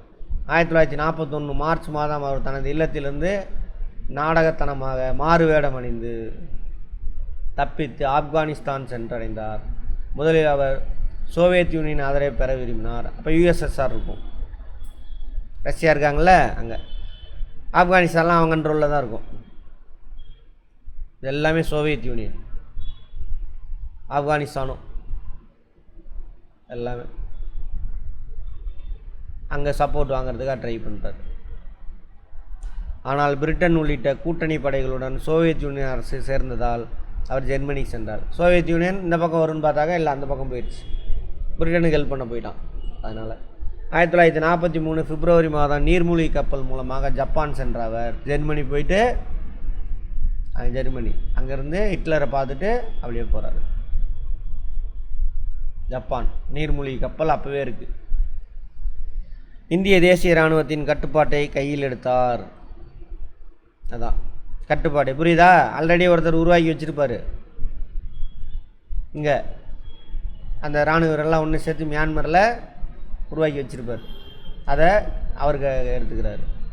இந்திய போர்க்கைதிகளை கொண்டு மலாயனா மலேசியா, பர்மாவில் இருந்த ஜப்பானியர்களின் ஆதரவோடு இந்திய தேசிய இராணுவத்தை ஜெனரல் மோகன் சிங் உருவாக்கினார். இவர் தான் உருவாக்குறார். அங்கே கைதிகளாக, பிணை கைதிகளாக போயிடுவாங்க, சரண் அடைஞ்சிருவாங்க. ஜப்பானியரோட ஆதரவோட மலேயா பர்மாவில் இருந்த அந்த கைதிகள்லாம் ஒன்று சேர்த்து மோகன் சிங் தான் உருவாக்குறாங்க. இந்திய தேசிய இராணுவத்தை உருவாக்கியவர் யார்? மோகன் சிங். ஆனால் சுபாஷ் சந்திர போஸ்ன்னு சொல்லி கொடுத்துருக்கானுங்க எங்கள் காலத்திலலாம். அவர் உருவாக்கி ஆசாத் இன் பவுச், ஆசாத் இன் பவுச். அதன் பிறகு இது கேப்டன் லட்சுமி செகல் என்பவரால் நடத்தப்பட்டது. சேர்த்திக்கிறானுங்க, லட்சுமி நம்ம ஊருக்காரம்மா, தமிழ்நாட்டுக்காரம்மா. ஏன்னா தமிழனோட புகழை வெளியில் வர விட மாட்டானுங்க, அதான் அவனுங்களோட வேலையே. மோகன் கூட அப்படியே தான் இருக்கணும், மோகன் சிங்குன்னு சேர்த்தி விட்டானுங்க. சிங்குன்னா நம்ம வேற ஆள் மாதிரி வரும்ல. ஆமாம், இது காந்தி பிரிகேடு, நேரு பிரிகேட், பெண்கள் பிரிவாக ராணி லக்ஷ்மிபாய் பிரிகேட் என 3 படையணிகளை சுபாஷ் சந்திர போஸ் மறுசீரமைத்தார். அவங்க உருவாக்கி வச்சதை இவர் எடுத்துக்கிட்டார். யார்? மோகன் சிங் உருவாக்குறாங்க, லட்சுமி சகல் கன்னியூ பண்ணுறாங்க, அதை போய் இவர் வாங்கிட்டார். அதை மாற்றுறாரு பேரை, காந்தி பிரிகேட். ஆனால் இப்பயும் பார்த்தீங்கன்னா சுபாஷ் சந்திர போஸை காந்திக்கு எதிராக நிறுத்துவானுங்க பிஜேபிக்காரனுங்க, ஆர்எஸ்எஸ். சரியா? ஆனால் அவர் பாருங்க, காந்திக்கு எதிராக தான் சண்டை போட்டு போகிறாரு. இருந்தாலும் காந்தி பிரிகேட்னா அது அணி, படை பிரிவு. அப்போ காந்தி மேலே எவ்வளோ மரியாதை வச்சுருப்பார். அது இல்லாமல் ஏன் 2 பேருக்கு சண்டைனா, நம்ம ஏந்தி போர் புரியலாம், அகிம்சை வெளியில் போராடினாலாம் சுதந்திரம் கிடைக்காதுன்னு பாரு யார்? சுபாஷ் சந்திர போஸ். அது செட் ஆகாது அப்படின்னு சொல்லுவார் காந்தி. அதனால தான் 2 பேருக்கு சண்டை. அப்புறம் இவர் இங்கே ஜெர்மனி அங்கெல்லாம் சுற்றினதுக்கப்புறம் ஜப்பான்லாம் போயிட்டு வந்தோம், அப்போ தான் உணர்றாரு காந்தி வழி தான் நல்ல வழி அப்படின்ட்டு. அப்புறம் சிங்கப்பூரில் இருந்தே தான் அவர் அனௌன்ஸ் பண்ணுவார், தேசப்பிதா அப்படின்னு அவர் தான் சொல்லுவார். யார்? சுபாஷ் சந்திர போஸ். ஆனால் இன்றைக்கும் காந்திக்கு எதிராக அவரை வச்சு பேசுவானுங்க. சரியா? சுபாஷ் சந்திர போஸ் சிங்கப்பூரில் சுதந்திர இந்தியாவின் தற்காலிக சொன்னாலையா பேரலல் கவர்மெண்ட்டை உருவாக்குவார். கேட்பாங்க, சுபாஷ் சந்திர போஸ் எங்கே பேரலல் கவர்மெண்ட்டை உருவாக்குனா? இந்தியாவுக்குள்ளேயே 5-6 பேரலல் கவர்மெண்ட் உருவாகிடுச்சு, பார்த்துருவோம். சதாரா அங்கெல்லாம், ஒடிசா அங்கெல்லாம். அங்கே டில்லிக்கு புறப்படு, டெல்லி சலோ அப்படிம்பார். இந்த இராணுவத்தை இங்கே உருவாக்கியாச்சா, மியான்மர் இங்கேருந்து டெல்லியை கைப்பற்றுன்னு இங்கே அனுப்பிவிடுவாங்க. அதான் டெல்லி சலோ வாசகத்தை கூறியவர் யாருன்னு கேட்பாங்க. யார்? சுபாஷ் சந்திர போஸ். அவங்க வருவாங்க. அப்போ உள்ளே மியான்மருக்கு என்ட்ராக விட மாட்டாங்க, வடகிழக்கு மாகாணத்திலே வச்சு தோக்கடிச்சிருவாங்க, எல்லாத்தையும் பிடிச்சிருவாங்க. ஜப்பானிய படைகளின் ஒரு பகுதியாக இந்திய தேசிய இராணுவம் பணியில் ஈடுபடுத்தப்பட்டது. ஜப்பானிய படை மாதிரி. ஜப்பான் பிரிட்டனுக்கு எதிராக தானே போர் புரியான். எனினும் ஜப்பான் தோல்வி அடைந்த பிறகு இந்திய தேசிய இராணுவம் முன்னேறுவது தடைப்பட்டது. ஜப்பான் தோல்வி அடைஞ்சிடும். 1945 வந்தாச்சு. ஹீரோஷிமா நாகசாமி 2 குண்டை கொண்டு போய் என்ன போட்டுருவான், ஜப்பானில் போட்டுருவாங்க ஆகஸ்ட் மாதம். அதோட போர் நின்றும். 2ஆம் உலகப் போர். சுபாஷ் சந்திர போஸ் பயணம் செய்த விமானம் விபத்துக்குள்ளானதால் அப்படின்னு சொல்லிக்கிறானுங்க. எப்படி இறந்தாருன்னு இது வரைக்கும் தெரில. நாடு சுதந்திரம் அடையும் பொழுது அவர் அங்கே போனவர் தான் நிகர்நிலை அரசாங்கத்தை உருவாக்குறாரு, இந்திய தேசிய இராணுவத்தை கையில் எடுக்கிறாரு. டெல்லி செலவுன்னு உங்களை அனுப்பி விட்றாங்க. அதுக்கப்புறம் என்ன ஆனார்னு தெரில. உயிரோடு இருக்காங்கன்னு சொல்கிறாங்க, சரியா, இல்லை இறந்துட்டாருன்னு சொல்கிறாங்க. அப்புறம் சுதந்திரம் கொடுக்கும் பொழுது பிரிட்டனுக்கும் நம்ம இந்தியன் கவர்மெண்ட் அக்ரிமெண்ட் போட்டுக்கிட்டாங்க, சுபாஷ் சந்திர போஸ் வந்தாக்கா பிடிச்சி எங்கள்கிட்ட ஒப்படைக்கணும்னு அப்படின்னு சொல்லிக்கிறாங்க. அது எது உண்மைன்னு தெரில. அதை வரைக்கும் இப்போ வரைக்கும் வச்சு கதை விட்டுக்கிட்டு இருந்தானுங்க. நாங்கள் அந்த வரலாறை வெளியிட போகிறோம், அந்த கேஸ் சம்மந்தமாக இருக்காரா இல்லையா இறந்துட்டாரான்னு வெளியிட போகிறோன்னு 2019 வரைக்கும் கடை விட்டுட்டு இருந்தானுங்க இந்த பிஜேபிக்காரனுங்க. புரியல? ஆமாம், எல்லாம் கதையாக விடுவானுங்க அந்த மாதிரி. இன்னும் எப்படி இருப்பார் அவனுக்கு கதை விட்றானுங்க அவனுக்கு. அவர் பிரிட்டிஷ் அரசு இந்திய தேசிய இராணுவ அதிகாரிகளை கைது செய்து செங்கோட்டையில் அவர்களை விசாரணைக்காக வைத்தது. செங்கோட்டை, டெல்லியில் இந்திய தேசிய இராணுவ அதிகாரிகளை தேசியவாத பிரச்சாரத்துக்கு ஒரு மேடையாக இந்த விசாரணை அமைந்தது. காங்கிரஸ் அமைத்த பாதுகாப்புத்துறை கமிட்டி ஜவஹர்லால் நேரு, தேஜ் பகதூர் சப்ரு, புலாபாய் தேசாய், ஆசாப் அலி ஆகியோரை உள்ளடக்கியதாக இருந்தது. காங்கிரஸ் அமைத்த பாதுகாப்புத்துறை கமிட்டி நாட்டு பாதுகாப்புக்கு என்னென்ன ஸ்டெப் எடுக்கணும் அப்படின்ட்டு. இந்திய தேசிய இராணுவத்தில் அதிகாரிகளாக இருந்தாங்கள, அவங்களாம் பிடிச்சிட்டு வந்து அங்கே வைக்கிறாங்க விசாரணைக்காக. எங்கே? டெல்லியில். இந்திய தேசிய இராணுவ அதிகாரிகளுக்கு எதிராக குற்றம் நிரூபிக்கப்பட்டாலும் அவங்க நாட்டுக்கு எதிராக தப்பு செஞ்சுருக்கான்னு குற்றம் நிரூபிக்கப்படுது. இந்திய தேசிய இராணுவத்தில் இருந்தால் அவங்களுக்கு பொதுமக்கள் அழுத்தம் கொடுத்ததன் காரணம் நிறைய மக்கள் போராட்டம் வெடிக்குது, அதனால் அவங்கள விடுதலை செஞ்சுருவாங்க.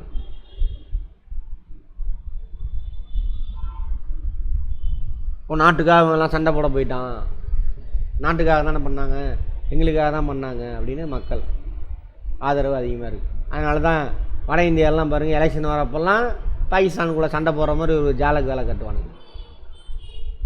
ஓ நாட்டுக்காக நாட்டுக்காக நாட்டுக்காகம்மா அப்படின்னா என்ன அர்த்தம்? உன் வீட்டை அழிக்க போகிறான்னு அர்த்தம். சரியா? அதேமாதிரி இங்கே தமிழ்நாட்டில் எலெக்ஷன் வருதா, இந்த மாதிரி ஏதாவது டிஎம்கே இருந்ததுன்னா ஏதாவது பொருளை கிளப்பி விடுவானுங்க. டிஎம்கே இருந்தால் ஏடிஎம்கே அவனுக்கு கைக்கூலிங்க. இப்போ கிளப்பி விட்டானுங்கள்ல, என்னது டாஸ்மாக் ஊழல் 1000 கோடி, இடி ரைடு. ஏடான்னு கேட்டாக்கா 2016 போட்ட கேஸு 40 கேஸு, அந்த கேஸை தூக்கிட்டு சுற்றிக்கிட்டு இருக்கிறானுங்க. அப்போ நடந்தது இப்போ ஏன்டா போய் ஆஃபீஸை சுப்ரீம் கோர்ட்டு கேள்வி கேட்டுருக்கு பாருங்க. எடுத்து உடனே அதில் ஒரு கதையை உருவாக்குறானுங்க அவங்களோட சோசியல் மீடியாலாம். உதயநிதி ஊழல் பண்ணிட்டாரு, அவனோட ஃப்ரெண்டுங்களாம் ஊழல் பண்ணிட்டானுங்க, உதயநிதி தான் டார்கெட், அவர் தூக்க போகிறாங்க, அப்படி பொய்யா விட்டு அடிப்பானுங்க. அப்புறம் அது தான் 2011 ஊழல் 2G ஊழல்னானுங்க, எந்த ஆதாரமுமே இல்லை, இப்படி ஏதாவது ஒன்று அடிச்சு விடுவானுங்க. ராஜா டிஎம்கே தான் 1,78,000 கோடி தூக்கிட்டு போயிடுச்சு அப்படின்னு கதை விடுவானுங்க. அது ஒன்று பண்ணுவானுங்க தமிழ்நாட்டில். இன்னொன்று பண்ணுவானுங்க, ஸ்ரீலங்காவை தூண்டி விட்டு நம்ம தமிழர்கள் மீனவர்லாம் இருக்காங்களே அவன்லாம் பிடிச்சிட்டு போக சொல்லுவான், அவனை சுட்டு சொல்ல சொல்லுவான். அதெல்லாம் நடக்கும் பாருங்கள். இப்போ எலெக்ஷன் நடக்கும்போது நடக்கும் அதெல்லாம். இப்படி ஒவ்வொரு ஊருக்கும் ஒவ்வொரு ஜாலக வேலையை காட்டுவானுங்க இந்த வடக்கன்ஸ், இந்த சங்கிமங்கி குரூப்பு. அது காங்கிரஸாக இருந்தாலும் சரி, இப்போ காங்கிரஸ் மாறுது, இப்போ முழு சங்கிமங்கி குரூப் எது? பிஜேபி. அவனுக்கு வேலையே அதுதான். பயங்கரமான ஆளுங்க. சரி, இந்தியர்களுக்கு ஊக்கமாக இருந்தது. இதுதான் அதோட பின்பலம். இப்பயும் வட இந்தியாவில் எலெக்ஷன் நடந்தாக்கா அங்கே காஷ்மீர் பிரச்சனை கையில் எடுக்கிறது இதுக்கு தான். சரியா? ரைட். விடுதலையை நோக்கி. அப்புறம் இந்த வரலாறுலாம் உண்மையாக புரிஞ்சுக்கிட்டா இவ்வளோ இந்த மாதிரி உண்மையாக எங்கேயாவது படிச்சிருக்கோம், மனப்பாடம் பண்ணி எழுதுவோம், உள்ள அர்த்தம்லாம் தேடவே மாட்டோம். அர்த்தம் தெரினா என்ன ஆயிடுவான்? புரிஞ்சுக்கிட்டான்னு அர்த்தம். புரிஞ்சுக்கிட்டீங்கன்னா இவன் ஒன்றை என்ன பண்ண முடியாது, வேலையை காட்ட முடியாது. அதுக்காக தான் மனப்பாடம் பண்ணியே கெடுத்து வச்சுருக்கானுங்க. வரலாறே அவனுக்கு தானே எழுதுறானுங்க. ராயல் இந்திய கடற்படை கிளர்ச்சி. பிரிட்டிஷ் கவர்மெண்ட் இந்தியாவில் இருக்கா, அவனுக்கு இங்கே இராணுவம் இருக்கா? அது மாதிரி கப்பல் படை இருக்குது. பிரிட்டிஷ் இந்தியாவுக்கு கப்பல் படை இருக்குது. அந்த கப்பல் படையில் பெரும்பாலும் யார் ஒர்க் பண்ணுவா? இந்தியர்கள். இந்தியர்கள்லாம் என்ன பண்ணுவாங்க, மும்பை அந்த மேற்கு கடற்கரை பகுதியில் இந்த ஏரியாவில் வெள்ளக்கார இராணுவ அதிகாரிலாம் அட்டாக் பண்ணிவிட்டு காங்கிரஸ் கொடி, முஸ்லீம் லீக் கொடி ரெண்டையும் கப்பலில் ஏற்றிட்டு, ஏன்னா நாட்டோட கொடி தானே இருக்கணும், பிரிட்டிஷ் கொடி பறந்துக்கிட்டு இருக்கும், அதை இறக்கிட்டு இதை ஏற்றிட்டு எல்லோரும் சேர்ந்து போய் காந்தியை பார்க்க போவாங்க. இனிமேலாம் நமக்கு தான் இது, பிரிட்டிஷ் கவர்மெண்ட்டு கிடையாது அப்படி. காந்தி ஒத்துக்க மாட்டார்.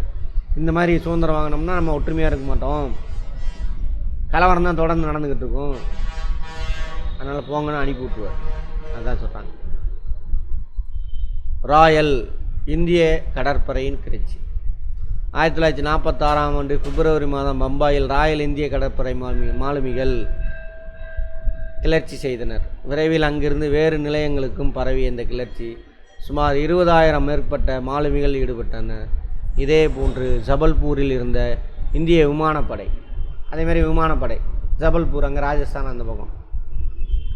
இந்திய சமிக்கை படை, சிக்னல்னால் இந்த வாக்கி டாக்கிலாம் இருக்குல்ல, அது ரேடியோ சிக்னல் அனுப்புவாங்க, அதுக்குன்னே ஒரு டீம் இருக்கும்.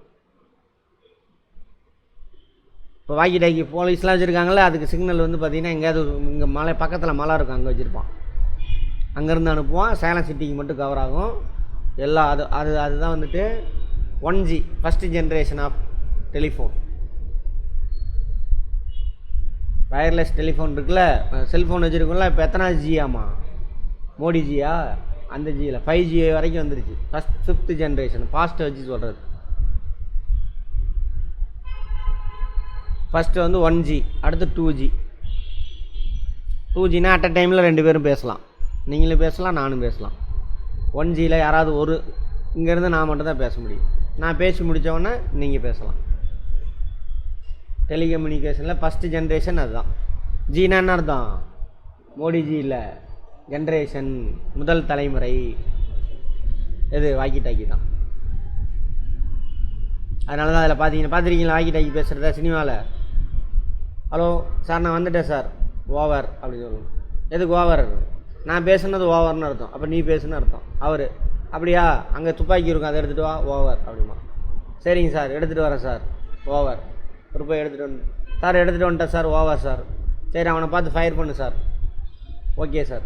அவன் ஓவர்மா, அப்படி அவன் ஓவர் சொன்னால் அவன் எதிரில் பேசுவான். அப்படி ஓவர் சொல்கிறது எதுக்கு, நான் பேசுறது முடிச்சுட்டேன், ஒருத்தன் தான் பேச முடியும். ஃபஸ்ட்டு ஜென்ரேஷன் அந்த மாதிரி. அந்த வாக்கி டாக்கி சிக்னல்லாம் இங்கே போர் நடக்குது அப்படின்னாக்கா இவங்க போய் முன்னாடியே செட் பண்ணி வச்சுக்கிட்டு அந்த படைக்கு கம்யூனிகேட் பண்ணுறதுக்குன்னு ஒரு டீமே இருக்குது, இன்னும் வரைக்கும் இருக்குது. Signal Indian army. புரியல,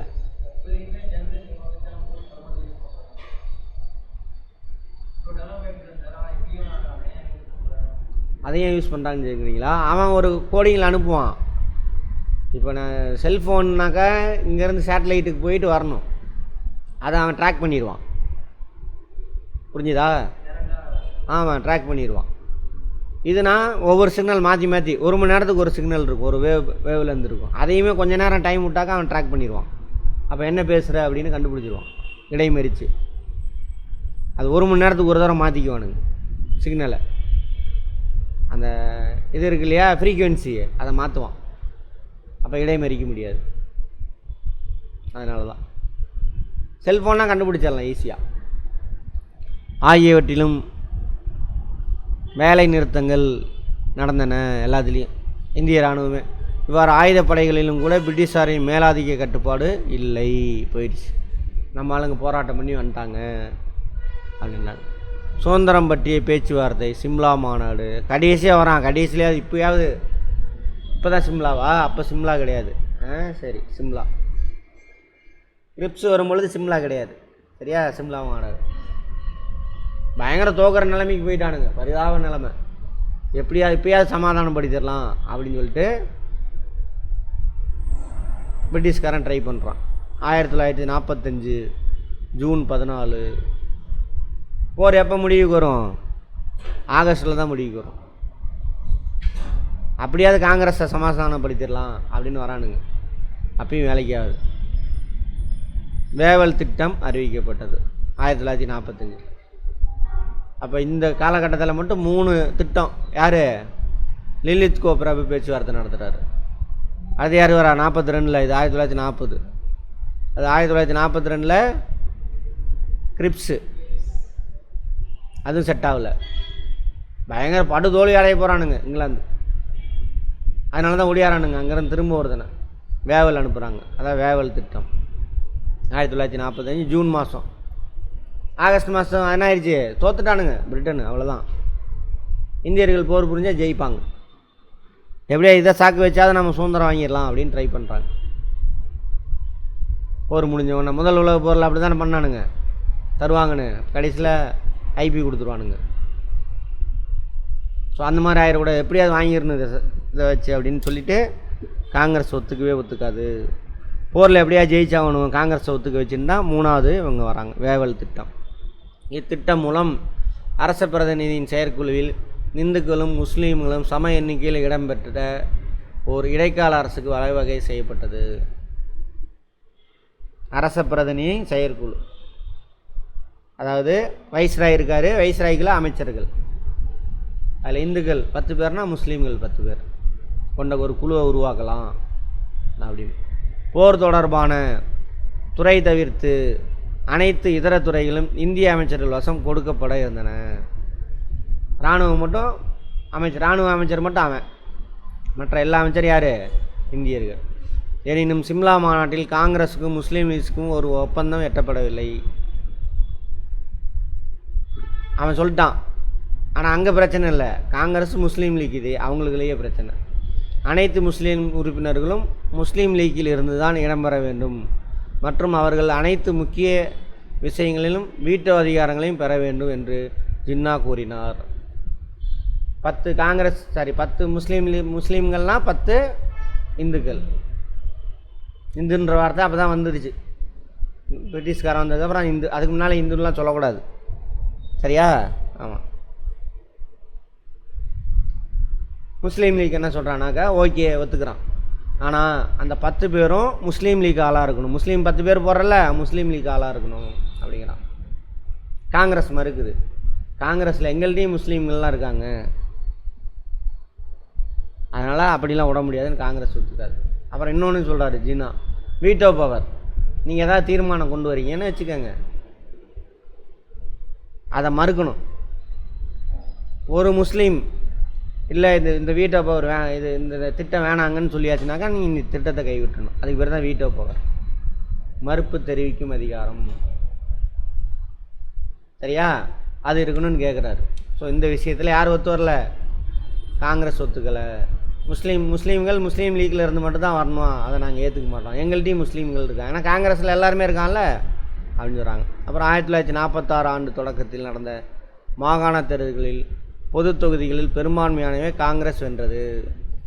பொது தொகுதி தெரியுதா, இடஒதுக்கீடுலாம் கொடுத்தது போக பெரும்பான்மையான இடத்துல 46 ஏன் சார் எலெக்ஷன் நடக்குது?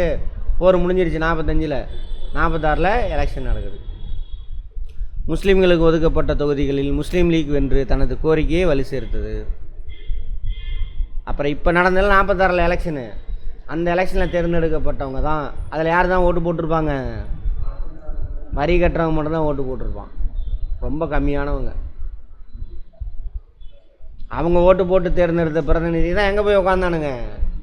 இந்திய அரசியலமைப்பு சட்ட நிர்ணய சபையில் போய் உட்காந்தான். எப்படி இருந்திருக்கும் சட்டம்? விளங்குமா? அதுதான் இன்றைக்கி வரைக்கும் இருக்கு. புரிஞ்சதா? ரைட். அமைச்சரவை தூதுக்குழு 20 நாங்கள் சைடில் குண்டு போட்டு என்ன பண்ணிட்டான், 45 போகிற முடிவு கொண்டு வந்துட்டான். அங்கே லண்டனில் எலெக்ஷன் நடக்குது, 45, 46 எலெக்ஷன் நடக்கும். அப்போ லேபர் பார்ட்டி சொல்லுவாங்க அவங்களுடைய மேனிஃபெஸ்டோ தேர்தல் அறிக்கையில், நாங்கள் வெற்றி பெற்றால் இந்தியாவுக்கு சுதந்திரம் தரோம் அப்படின்னு சொல்லுவாங்க. நாங்கள் வெற்றி பெற்றால் இந்தியாவுக்கு சுதந்திரம். அதேமாதிரி லேபர் பார்ட்டி ஜெயிச்சிருவாங்க. ஸோ லெமன் அட்லி அப்படிங்கிறவர் அங்கே பிரைம் மினிஸ்டராக வருவார். வந்தோடனே அமைச்சரவையில் உறுப்பினர்கள் கொண்ட ஒரு குழுவை இந்தியாவுக்கு அனுப்புவார். போயிட்டு இந்தியாவுக்கு சுதந்திரம் கொடுக்கறதுக்கான சாத்தியக்கூறுலாம் ஆய்வு செஞ்சுட்டு வாங்க அப்படின்னு. அவங்க வந்து எல்லா தலைவரையும் சந்திப்பாங்க. ஓகே, சந்திச்சுட்டு போனவுடனே அவர் சொல்லுவார், 1948 ஜூன் மாதத்துக்குள்ளே உங்களுக்கு சுதந்திரம் கொடுத்துருவோம், அதுக்குள்ளே என்ன பண்ணுங்கள், உங்களுக்கான அரசியலமைப்பு சட்டத்தை நீங்கள் உருவாக்குறதுக்கு ஏற்பாடு பண்ணுங்கள் அப்படிம்பாங்க. யார் சொல்கிறா? அமைச்சரவை தூது. இந்த குழு சொன்னதனுடைய ரெக்கமெண்டேஷன் அடிப்படையில் தான் 1946 டிசம்பர்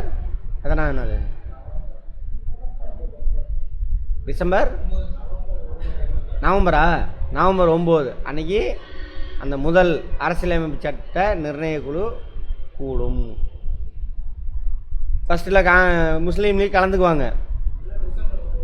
ஆ அதான் கேட்குறேன். அப்புறம் எங்கே இருந்து நவம்பர் வந்துச்சு?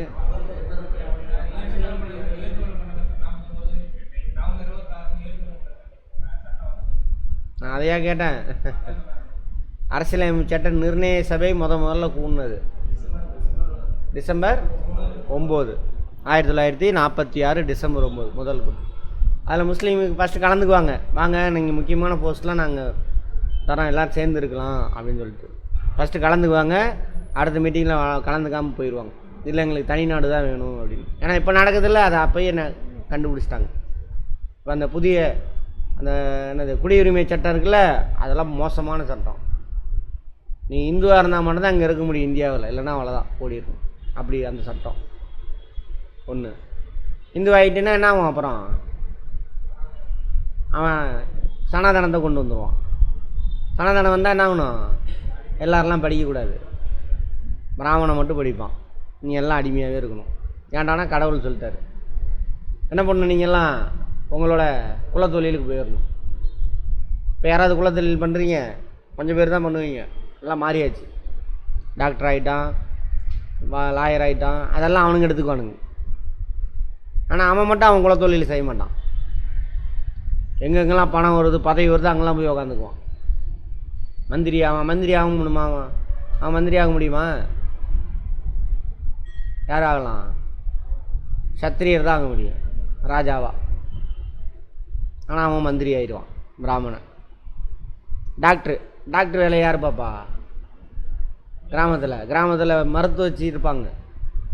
கீழ் ஜாதி தான் அவங்க. மெயினாக அந்த இவங்க இருக்காங்கள்ல, முடி வெட்டுறவங்க, அவங்க தான் கிராமத்தில் மருத்துவர். அவன் தான் டாக்டருக்கு படிக்கணும். அவனை படிக்க விட மாட்டாங்க. இவன் போய் படிச்சுக்குவான்.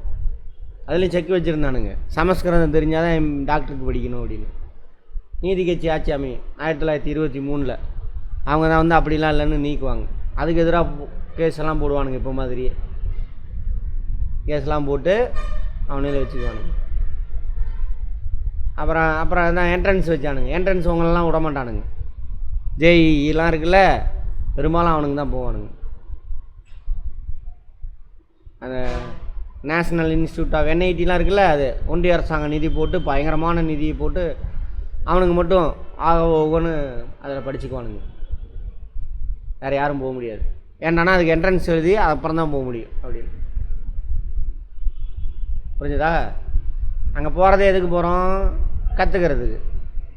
உனக்கு எல்லாம் முன்னாடியே தெரியுதா அப்படின்னு நான் டெஸ்ட் பண்ணுவேன்னா என்ன அர்த்தம்? புரியுதா? கற்றுக்க தாங்க போகிறோம். உனக்கு எல்லாமே தெரியுதான்னு முன்னாடி டெஸ்ட் பண்ணி தான் உனக்கு உள்ள வேண்டானா என்ன அர்த்தம்? திருட்டுத்தானு அர்த்தம். தமிழ்நாட்டில் மட்டும்தான் என்ஜினியரிங் காலேஜில் தமிழ்நாட்டிலே இருந்தது என்ட்ரன்ஸு. யார் தெரியுமா நீக்கினது? அவரே தான். ஏன்னா கிராமத்தில் உள்ளவங்க என்ன பண்ண முடியாது, என்ஜினியரிங் காலேஜ் போக முடியாது, எம்பிபிஎஸ் போக முடியாது. எம்பிபிஎஸ்க்கு அதே மாதிரி தான் இருந்துச்சு, நீக்கிட்டார். கிராமத்தில் இல்லாமல் ஏழைப்பாலை, ஏன்னா கோச்சிங் சென்டருக்கு போகிறான் தான் அங்கே போக முடியும். +2 மார்க்கு எவ்வளோ எடுக்கிறானோ அது அடிப்படையில் தான் சீட்டு அப்படின்னார். அதனால தான் இப்போ எல்லா ஜாதிகாரனும் அங்கே இருக்கான். என்ஜினியராகவும் டாக்டராகவும் லாயராகவும் இருக்கான். அதை உடைக்கிறதுக்கு தான் இவனுங்க எல்லா வேலையும் பண்ணுறானுங்க. நீட்டு, மண்ணாங்கட்டி, ஜேஇஇ. அப்புறம் காலேஜுக்கு போகணுன்னா அதுக்கு ஒரு என்ட்ரன்ஸு தெரியுமா இப்போ வரப்போகுது. அதனால தான் தேசிய கல்விக் குழுவை எதுக்குறாங்க. நம்ம நீங்கள் ஆர்ட்ஸ் காலேஜுக்கு போகிறல்ல, அதுக்கு ஒரு என்ட்ரன்ஸ் வைப்பான். ஏன் அவ்வளோ தூரம்? நீ 5வது பாஸ் பண்ணோன்னா 6வதுக்கு சேர்னா என்ட்ரன்ஸு, 3வதில் ஒரு என்ட்ரன்ஸு, 3வதில் அதில் பாஸ் ஆனால் தான் நம்ம 4வதுக்கு போக முடியும். அதான் புதிய கல்விக் கொள்கை. இல்லைன்னா உன்னை அப்பயே துரத்தி விட்ருவாங்க.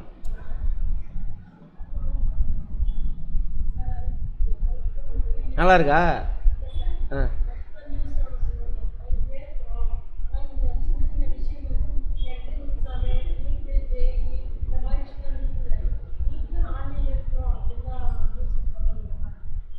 அப்படிலாம் கிடையாது.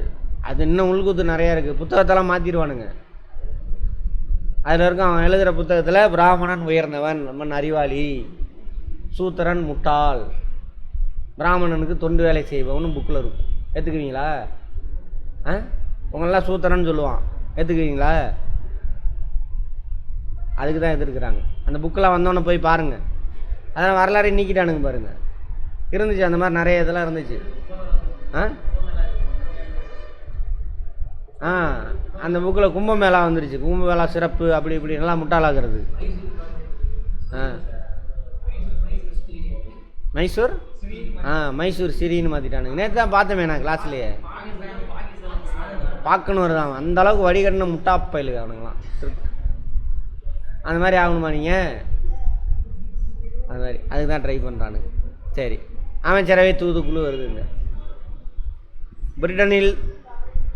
இதெல்லாம் நம்ம எங்கள் காலத்துலேருந்து அல்லது நம்ம முன்னோர் படித்தானுங்கள படிக்க ஆரம்பித்தாங்கள்ல, அப்போ இதெல்லாம் புரிஞ்சு படிச்சிருந்தா அன்றைக்கே சமூக மாற்றம் நடந்திருக்கும். இந்தியா இந்நேரம் எங்கேயோ போயிருக்கலாம். சரியா? உலகத்தில் எந்த நாள்லையும் இவ்வளோ இளைஞர்கள் கிடையவே கிடையாது. ஒரே நாட்டில் ஒரு 70 கோடி இளைஞர்கள் இருக்கானா அது இந்தியாவில் மட்டும்தான். 70 கோடி. ஜப்பானில் கூட கிடையாது. அங்கே இளைஞர்கள் கம்மி. நம்மளோட மக்கள் தொகை அதிகம், கிழவனுக்கு தான் அதிகம், இளைஞர்கள் கம்மி. புரிஞ்சுதா? எங்கேயோ சூப்பராக செம்ம எல்லாத்துலேயும் நம்ம தான் டாப்பில் இருப்போம். இல்லை அந்த மூட பழக்க வழக்கம், சனாதனம், நான் தான் உயர்ந்தவன், நீ எனக்கு கீழே அடிமையாக இருக்கணும் அப்படின்னு சொல்லிட்டு என்ன பண்ணுறானுங்க, எல்லா திறமையும் அழிக்கிறானுங்க. யார்? ஆமாம், அது நிறைய ஒரு சில படம்லாம் கூட வந்திருக்கும். கிரிக்கெட் வச்சு படம்லாம் வந்துச்சா? தோலை தட்டி பார்க்குறது. என்ன படம்? ஜீவாவா? ஜீவா ஒன்று, இன்னும் 2-3 படம் வந்திருக்கும். அதெல்லாம் அப்படி தான். சரி, பிரிட்டனில் தொழில் கட்சி, சரியா, லேபர் பார்ட்டி தொழில் கட்சி மிகப்பெரிய வெற்றியை பெற்று கிளமன் அட்லி பிரதமராக பதவியேற்றார். உடனடியாக ஆட்சி மாற்றம் வேண்டும் என்று விரும்பினார். அவர் Pethick Lawrence, Sir Stafford Cripps, A V Alexander ஆகியோர் அடங்கிய அமைச்சரை தூதுக்குழுவை இந்தியாவுக்கு அனுப்பினார். இவங்களாம் அமைச்சர்கள், அங்கே கேபினட் மினிஸ்டர்ஸ்.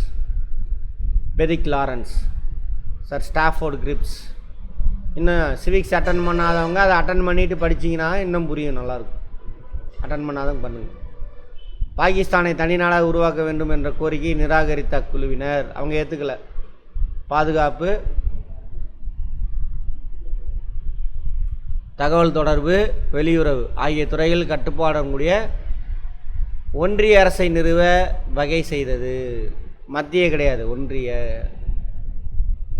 இப்போ கூட அப்படி தானே இருக்குது. ஒன்றிய நிறையா நாடுகள், இப்போ மாநிலம் இருக்குல்ல, அதெல்லாம் நாடுகள், நிறையா நாடுகள். அந்த நாடுகள்லாம் ஒன்று சேர்ந்து ஒரு ஒன்றியம். ஒன்றியத்தில் எந்த 3 பவர் மட்டும் இருக்கும்? எந்த 3 மட்டும்? பாதுகாப்பு, டிஃபென்ஸ், இராணுவம் மட்டும் தான் அவன் பார்த்துக்கணும். தகவல் தொடர்பு, கம்யூனிகேஷன். சரியா? அடுத்தது வெளியுறவு, மற்ற நாட்டோட உறவு வச்சுக்கிறோமா இல்லையா? அது இப்படி தான் இருக்கணும் ஃபெடரல் கவர்மெண்ட். அப்படிப்பட்ட ஒரு நாடாக நீங்கள் உருவாக்கிங்க. பிரிக்க வேண்டாம். ஒரு நிறையா நாடுகளாக பிரிச்சுங்க, மாகாணமாக பிரிச்சுங்க, ஸ்டேட்டாக பிரிச்சுக்கோ. அவங்களாம் சேர்ந்து ஒரு ஒன்றியம். வெளியுறவெல்லாம் நீங்கள் முடிவெடுக்கிற மாதிரி வச்சுக்கோங்க அப்படின்ற மாதிரி சொல்கிறாங்க. முஸ்லீம்கள் பெரும்பான்மையாக இல்லாத மாகாணங்கள், வடமேற்கில் முஸ்லீம் பெரும்பான்மையாக உள்ள மாகாணங்கள், வடகிழக்கில் முஸ்லீம்கள் பெரும்பான்மையாக உள்ள மாகாணங்கள் என 3 வகையாக மாகாணங்கள் பிரிக்கப்பட்டன. மாகாணத்தை பிரிக்கிறாங்க. முஸ்லீம்கள் பெரும்பான்மையாக இல்லாத மாகாணங்கள், வடமேற்கில் முஸ்லீம்கள் அதிகமாக இருப்பாங்க. அதுமாதிரி வடகிழக்கில் முஸ்லீம்கள் அதிகமாக இருப்பாங்க. முஸ்லீம்கள் அதிகமாக இல்லாத மாகாணங்கள், அப்படி 3ஆக பிரிக்கிறாங்க. இந்திய அரசியல் சாசன நிர்ணய மன்றம் தேர்ந்தெடுக்கப்பட்டு அனைத்து சமூகங்களில் இருந்து பிரதிநிதித்துவம் கொண்ட இடைக்கால அரசு நிறுவப்பட வேண்டும். அதுங்க யார் சொல்கிறா? கேபினட் மிஷன் சொல்கிறாங்க. கேபினட் தூது. இப்படி தனி நாடு வேணாம், ஒரு ஒன்றியமாக இருங்க. 3 மாகாணமாக பிரிக்கிறாங்க. முஸ்லீம்கள் கம்மியாக இருக்கிற மாகாணங்கள், முஸ்லீம் அதிகமாக இருக்கிற மாகாணம், வடமேற்கு மாகாணம், வடகிழக்கு மாகாணம் அப்படின்னு சொல்கிறாங்க. அப்புறம் உங்கள் அரசியலமைப்பு சட்டத்தை உருவாக்குறதுக்கு ஒரு அமைப்பை உருவாக்குங்க, ப்ளஸ் இடைக்கால அரசாங்கம். புதிய அரசியலமைப்பு சட்டம் நடைமுறைக்கு வருது இல்லையா, அதுக்கு முன்னாடி வரைக்கும் அந்த அரசியலமைப்பு சட்ட நிர்ணய சபை இருக்கு இல்லையா, அதுவே இடைக்கால அரசாங்கமாக செயல்படும். நாட்டில் என்ன நடக்கணும்னு அங்கே சட்டத்தை போட்டுக்கோங்க அப்படின்னு ரெக்கமெண்ட் பண்ணுது யார்? Cabinet mission. இந்த திட்டத்தை காங்கிரஸும் முஸ்லீம் லீக்கும் ஏற்றுக்கொண்டன. எனினும் இரண்டு கட்சிகளுமே தங்களுக்கு சாதகமான இந்த திட்டம் குறித்து விவாதித்தன. ஏற்றுக்கிட்டாங்க, இருந்தாலும் சிக்கல் என்ன இருக்குது ஏது இருக்குது. முடிச்சிடலாமா? இல்லை, போயிட்டு வாங்க. ரைட். அப்புறம் நேரடி நடவடிக்கை நாள். முஸ்லீம் லீக் என்ன பண்ணுவாங்க, சரி நீங்கள் பிரிக்க மாட்டீங்க, நாங்களே பிரிச்சுக்கிறோம், நாங்கள் அதிகமாக உள்ளதை அப்படின்னு சொல்லிட்டு நேரடி நடவடிக்கை நாளில் எடுக்கிறோம். காங்கிரஸ் ஒரு முஸ்லீம் உறுப்பினரை நியமித்ததை அடுத்து காங்கிரஸ் மற்றும் முஸ்லீம் லீக் கட்சிகளிடையே கருத்து வேறுபாடுகள் நிலவின. இதில் அந்த குழு இருக்கு இல்லையா, இடைக்கால அரசாங்கம், முஸ்லீமை முஸ்லீம் லீக் தான் நியமிக்கணும்னு சொல்கிறாங்க. காங்கிரஸ்லேருந்து முஸ்லீமை நியமிக்கிறாங்க. அங்கே பிரச்சனை. தான் மட்டுமே முஸ்லீம்களின் பிரதிநிதியாக இருக்க வேண்டும் என்று வாதிட்ட முஸ்லீம் லீக் தனது ஆதரவை விலக்கி கொண்டது. எதுக்கு? அரசியலமைப்பு சட்ட நிர்ணய சபை உருவாக்குறாங்கள, அதுக்கான. ஸோ 1946 ஆகஸ்ட் 16ஆம் நாள் நேரடி நடவடிக்கை நாளாக ஜின்னா அறிவித்தார், எங்களுக்கான சுதந்திரத்தை நாங்களே வாங்கிக்கிறோம் போங்க அப்படின்னு. நான் நாளை நோட் பண்ணிக்கோங்க. ஆர்ப்பாட்டங்களும் கடையெடுப்பு போராட்டங்களும் நடந்தது. விரைவில் அது இந்து முஸ்லீம் மோதலாக உருவெடுத்தது. மெயினாக அங்கே எங்கே முஸ்லீம்கள் அதிகமாக இருக்காங்களே அந்த ஏரியாவில். இது வங்காளத்தின் இதர மாவட்டங்களுக்கும் பரவியது. நவகாளி மாவட்டம் மிக மோசமாக பாதிக்கப்பட்டது. பயங்கரமாக அடிச்சுட்டு சாவானுங்க. ஹேராம் படத்தில் வரும் அந்த சீன். சரியா? காந்தி கூட அங்கே போய் உட்காருவார். அங்கே போய் உட்காந்து முஸ்லீம் வீட்டிலே உட்காந்து பஞ்சாயத்து பண்ணுவார். அப்புறம் காந்தி வந்தோடனே எல்லோரும் ஆஃப் ஆவாங்க. அடுத்து மவுண்ட் பேட்டன் திட்டம். கேபினட் தூத்துக்குள்ள வந்துட்டு போயிட்டாங்களா? வந்துட்டு போனோடனே இங்கே வைஸ்ராய் வேவல் தான் நினைக்கிறேன், அவர் கொஞ்சம் சாஃப்ட் நேச்சர், சரியான கொஞ்சம் ஸ்ட்ரிக்டாக இருக்கிற ஆளை போடணும், போல்டாக முடிவெடுக்கிற ஆளை போடணுன்னு சொல்லிட்டு மாற்றிடுவாங்க. மவுண்ட் பேட்டனை வைஸ்ராயை மாற்றிடுவாங்க. ஜவஹர்லால் நேரு தலைமையில் இடைக்கால அரசு 1946ஆம் ஆண்டு செப்டம்பர் மாதம் அமைக்கப்பட்டது. இடைக்கால அரசாங்கம் முன்னாடி உட்காந்துட்டாங்க. இவங்க தான் எந்த வேலையும் செய்கிறாங்க, அரசியலமைப்பு சட்ட நிர்ணய சபையை செய்வாங்க. சில தயக்கங்களுக்கு பிறகு முஸ்லீம் லீக் இந்த இடைக்கால அரசை 1946 அக்டோபர் மாதம் இணைந்தது இடைக்கால அரசாங்கத்தில். அதன் பிரதிநிதி லியாக்கத் அலி கான் நிதி உறுப்பினராக ஆக்கப்பட்டார். அரசாங்கம் அமைச்சரவை ஃபினான்ஸ் மினிஸ்டராக போடுறாங்க. யாரை? லியாக்கத் அலி கான், முஸ்லீம் லீக்கோட பிரதிநிதியை. ஏன் ஃபினான்ஸ் மினிஸ்டர்னாக்கா நிதி தான் முக்கியமான துறை, நாங்கள் உங்களுக்கு முக்கியத்துவம் தரோம் அப்படின்னு நம்பிக்கை ஏற்படுத்துறதுக்காக போடுறாங்க. 1948ஆம் ஆண்டு ஜூன் மாத வாக்கில் அதிகார மாற்றம் ஏற்படும் சொன்னேன் இல்லையா, சொல்லியிருப்பாங்க. 48 ஜூனில் உங்களுக்கு சுதந்திரத்தை கொடுத்துருவோம். 1947 அறிவிக்கிறார், பிப்ரவரி மாதம் அறிவிக்கிறார். ஆனால் ஆகஸ்ட் மாதமே சுதந்திரத்தை கொடுத்துருவானுங்க. ஏன்னா அந்த நாடு பிரிக்கிறாங்களே, அடிச்சுட்டு சாவானுங்க. இந்த மாதிரி இங்கே பாருங்க இதெல்லாம். அதேமாதிரி ட்ரெயின் இந்த பக்கம் இப்போ பாகிஸ்தான்லேருந்து ட்ரெயின் இப்படி வருதுன்னு வச்சுக்கோங்க, இந்தியாவிலேருந்து அங்கே போகும். இங்கே உள்ள பாகிஸ்தானி முஸ்லீம்லாம் அங்கே போகிறாங்க நம்பிக்கை இல்லாமல். அங்கே உள்ள முஸ்லீம் அல்லாதெல்லாம் அங்கேருந்து கிளம்பி இங்கே வரானுங்க. இப்போ வர வழியில் ட்ரெயின் நிற்கிதுன்னு வச்சுக்கோங்க, இறங்கி மாற்றி மாற்றி வெட்டிக்குவானுங்க. ஒன்றால் தானே, ஏன்னா அவன் நாட்டை விட்டுட்டு வரானுங்கள்ல, அந்த மாதிரி ஒரு மிருகத்தனமாக நடந்துக்குவானுங்க. 2 பேருமே தான் அது மாதிரி. இந்த ஆட்சி மாற்றத்தை உறுதி செய்யும் பொறுப்புடன் மவுண்ட் பேட்டன் பிரபு இந்தியாவுக்கு அரசு பிரதிநிதியாக அனுப்பப்பட்டார். 1947 ஜூன் மாதம் 3ஆம் நாள் மவுண்ட் பேட்டன் திட்டம் அறிவிக்கப்பட்டது. நோட் பண்ணிக்கோங்க, மவுண்ட் பேட்டன் திட்டம் அறிவிக்கப்பட்ட நாள் ஜூலை ஆகஸ்ட்லேயே எல்லா வேலையும் முடிஞ்சிடும். அதில் சொன்ன விஷயங்கள், அவரும் ஃபஸ்ட்டு வந்துட்டு அமைச்சரவை தூதுக்குழு மாதிரியே என்ன பண்ணுவாங்க, ஒரே நாடாக இருங்கன்னு தான் சொல்லுவார். அப்புறம் இந்த விஷயம்லாம் பார்த்துட்டு இல்லை பிரிச்சிடலாம் அப்படின்னு சொல்லிட்டு பண்ணுவாங்க. அதில் பிரிங்கடான்னு முதல்ல சொன்னவர் யாருன்னா நம்ம ஆளு தான், ராஜாஜி தான். பிரிச்சுடுங்க, நாட்டை பிரிக்கணும் அப்படிம்பாங்க. அப்புறம் முஸ்லீம் லீக் இருந்துட்டு பொது வாக்கெடுப்பு நடத்துங்கம்பாங்க. பொது வாக்கெடுப்பு நடத்தி என்ன பண்ண, நாட்டை பிரிச்சிடலாம் பாரு. அதில் முஸ்லீம் லீக் இருந்துட்டு சரி பொது வாக்கெடுப்பு நடத்துங்க, முஸ்லீம்கள் அதிகமாக உள்ள பக்கம் நடத்துங்க அப்படிம்பாங்க. பொதுவாகனா மக்கள்கிட்ட கருத்து கேட்குறது. வடமேற்கு மாகாணம், இங்கே பெங்காலில் கிழக்கு வங்காளம், அங்கெல்லாம் பொது வாக்கெடுப்பு நடத்துவாங்க. நடத்தணும்னா மக்கள்லாம் என்ன பண்ணுவாங்க, சரி பிரிச்சலாம், பெரும்பான்மையான மக்கள் அவங்க தானே தனியாக போகிறோன்றாங்க. அதனால் இது கிழக்கு பாகிஸ்தான், இது மேற்கு பாகிஸ்தான் பிரிஞ்சிடும். வெஸ்ட் பாகிஸ்தான்,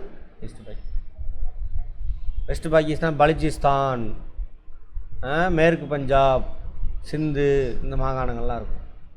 கிழக்கு பாகிஸ்தான் கிழக்கு வங்கம், மேற்கு வங்கம் நம்மக்கிட்ட வந்துடும். கிழக்கு வங்கத்தை அந்த பக்கம் பிரித்து விட்ருவாங்க. கிழக்கு வங்கம் தான் என்ன பண்ணும், 1971 என்னவா மாறுது, வங்கதேசமாக மாறுது.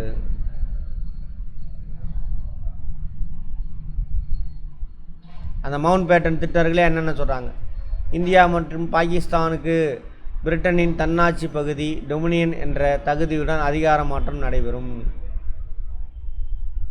டொமினியன் அப்பயும் அதான் சொல்கிறாங்க. சிற்றரசுகள் இந்தியா அல்லது பாகிஸ்தானில் சேர வேண்டும், அல்லது தனித்து கூட இருந்துக்கலாம். ஏதோ ஒன்றில் சேர்ந்துக்கங்க, இல்லை தனிச்சுட்டு இருக்காங்க. ரெட்கிளிஃப் ப்ரவுன் தலைமையில் எல்லைகளை நிர்ணயிக்கும் ஆணையம் அமைக்கப்பட்டு அதிகார மாற்றத்துக்கு பிறகு இந்த ஆணையத்தின் முடிவு அறிவிக்கப்படும். ரெட்கிளிஃப் ப்ரவுன் நாடை பிரிக்கிறதுக்கு முடிவு பண்ணிட்டார். அதுக்காக ஒரு குழு போடுறாங்க. அந்த குழுவுக்கு தலைவர் தான் யார், ரெட்கிளிஃப். கலவரம் நடந்துக்கிட்டு இருக்கு, அந்த டைம்லேயே நடக்குது இதெல்லாம். பஞ்சாப் மற்றும் வங்காள சட்டப்பேரவையில் அவைகளை பிரிக்கப்பட வேண்டுமா என்பது பற்றி வாக்கெடுப்பு நடத்தும்.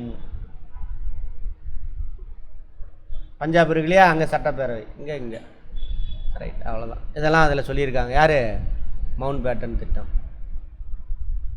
விடுதலையும் பிரிவினையும் 1947 ஜூலை 18ஆம் நாள் பிரிட்டிஷ் நாடாளுமன்றம் இந்திய விடுதலை சட்டத்தை இயற்றியதை அடுத்து மவுண்ட் பேட்டன் திட்டத்துக்கு செயல் வடிவம் தரப்பட்டது. அவர் போட்டார் இல்லையா இந்த திட்டம், 2 நாடு மற்ற மாகாணங்கள்லாம் அவங்க விரும்பப்படி இந்திய ஒன்றியத்தில் சேர்ந்துக்கலாம், பாகிஸ்தான் ஒன்றியத்தில் சேர்ந்துக்கலாம், நீ தனித்து கூட இருந்துக்கலாம்.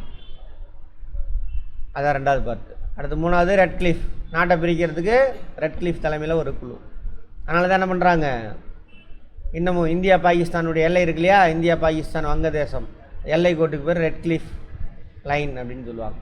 அவர் தலைமையில் தான் அதை பிரிக்கிறதுனால. அப்புறம் பொது வாக்கெடுப்பு நடத்தப்படும். பஞ்சாப் மாகாணம், வங்காள மாகாணம். விடுதலையும் பிரிவினையும் 1947ஆம் ஆண்டு ஜூலை 18ஆம் நாள் பிரிட்டிஷ் நாடாளுமன்றம் இந்திய விடுதலைக்கான சட்டம் இந்த மவுண்ட் பேட்டன் திட்டத்துக்கு ஓகே சொல்லிட்டாங்க. இந்தியாவின் மீதான ஆங்கில ஏகாதிபத்தியத்தின் இறையாண்மை இந்த சட்டம் ரத்து செய்தது. ஆங்கிலத்துடைய ஏகாதிபத்திய இறையாண்மை. நம்ம நாட்டில் என்ன நடக்குன்னு அவன் முடிவு பண்ணுறான், அதான் இறையாண்மை. என்னது இங்கிலீஷில் என்ன பார்த்தோம், சாவரினிட்டி. அதை திரும்ப பெற்றோம் அப்படின்னு சொல்லிட்டாங்க. இந்தியா பாகிஸ்தான் என 2 பகுதிகளாக இந்தியா பிரிக்கப்பட்டது. 1947ஆம் ஆண்டு ஆகஸ்ட் 15ஆம் நாள் நாடு விடுதலை அடைந்தது. அரசியல் ரீதியாக இன்னும் சமூக ரீதியாக விடுதலை அடையவில்லை நாடு. தானே பெண்கள்லாம் அடிமையாக தான் இருக்காங்க, ஜாதி கட்டமைப்பு இருக்குது, எல்லாருக்கெல்லாம் கிடைக்கும்.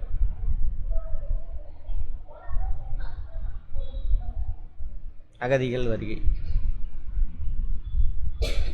இந்த கிளாஸ் 3 நாள் பார்த்துருக்கோமா. அமிர்தசரஸில் ரவுலட் சட்ட எதிர்ப்பு போராட்டங்களின் போது கைது செய்யப்பட்டவர்கள் யாவர்? சைபுதீன் கிச்சிலு,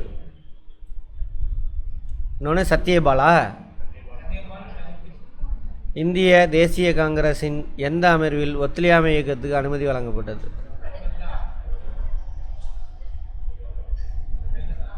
விடுதலை நாளாக கீழ்கண்டவற்றில் எந்த நாள் அறிவிக்கப்பட்டது?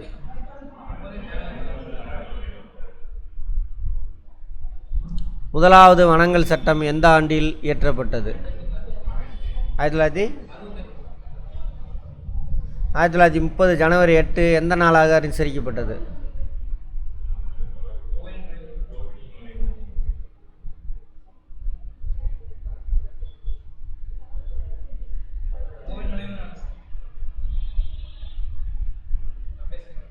மாகாண தன்னாட்சியை அறிமுகம் செய்த சட்டம்.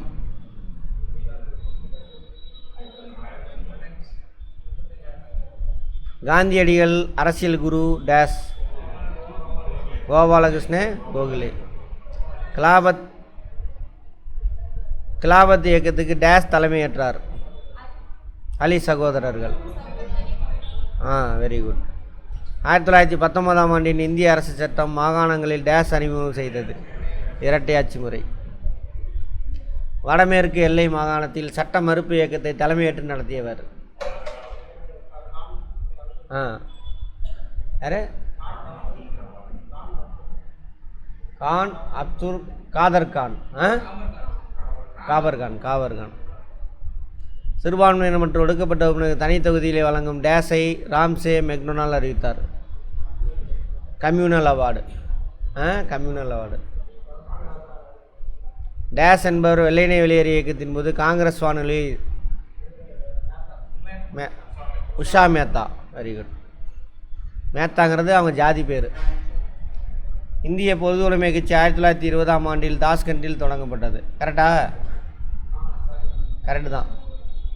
எம் சிங்காரவேலன் கான்பூர் சதி திட்ட வழக்கில் விசாரணைக்கு உட்படுத்தப்பட்டார். சிங்காரவேலர். ஜெயபிரகாஷ் நாராயண், ஆச்சாரிய நரேந்திர தேவ், மினு மசானி ஆகியோர் தலைமையில் காங்கிரஸ் சமதர்ம கட்சி உருவாக்கப்பட்டது. கரெக்டு. வெள்ளையனே வெளியேறு போராட்டத்தில் சமதர்மவாதிகள் பங்கேற்கவில்லை. பங்கேற்றார்கள். 1, 3 வரணும் கட்டாயம்.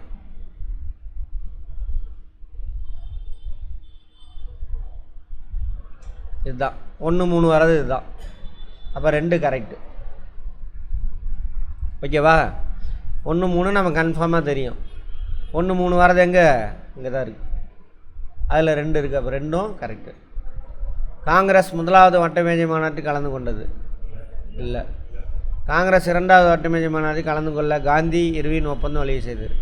2 மட்டும் கரெக்டு. காங்கிரஸ் அமைச்சரவையில் 1939ஆம் ஆண்டு பதவி விலகின. காங்கிரஸ் அமைச்சரவையை கலையெல்லாம் வரக்கூடாது. ஆலோசிக்காமல் இந்தியாவின் காலனி ஆதிக்க அரசு போரில் பங்கேற்றது. 2 கரெக்டு. இதுக்கு சரியான காரணம், கூற்றுக்கு சரியான காரணம். ரவுலட் சட்டம்,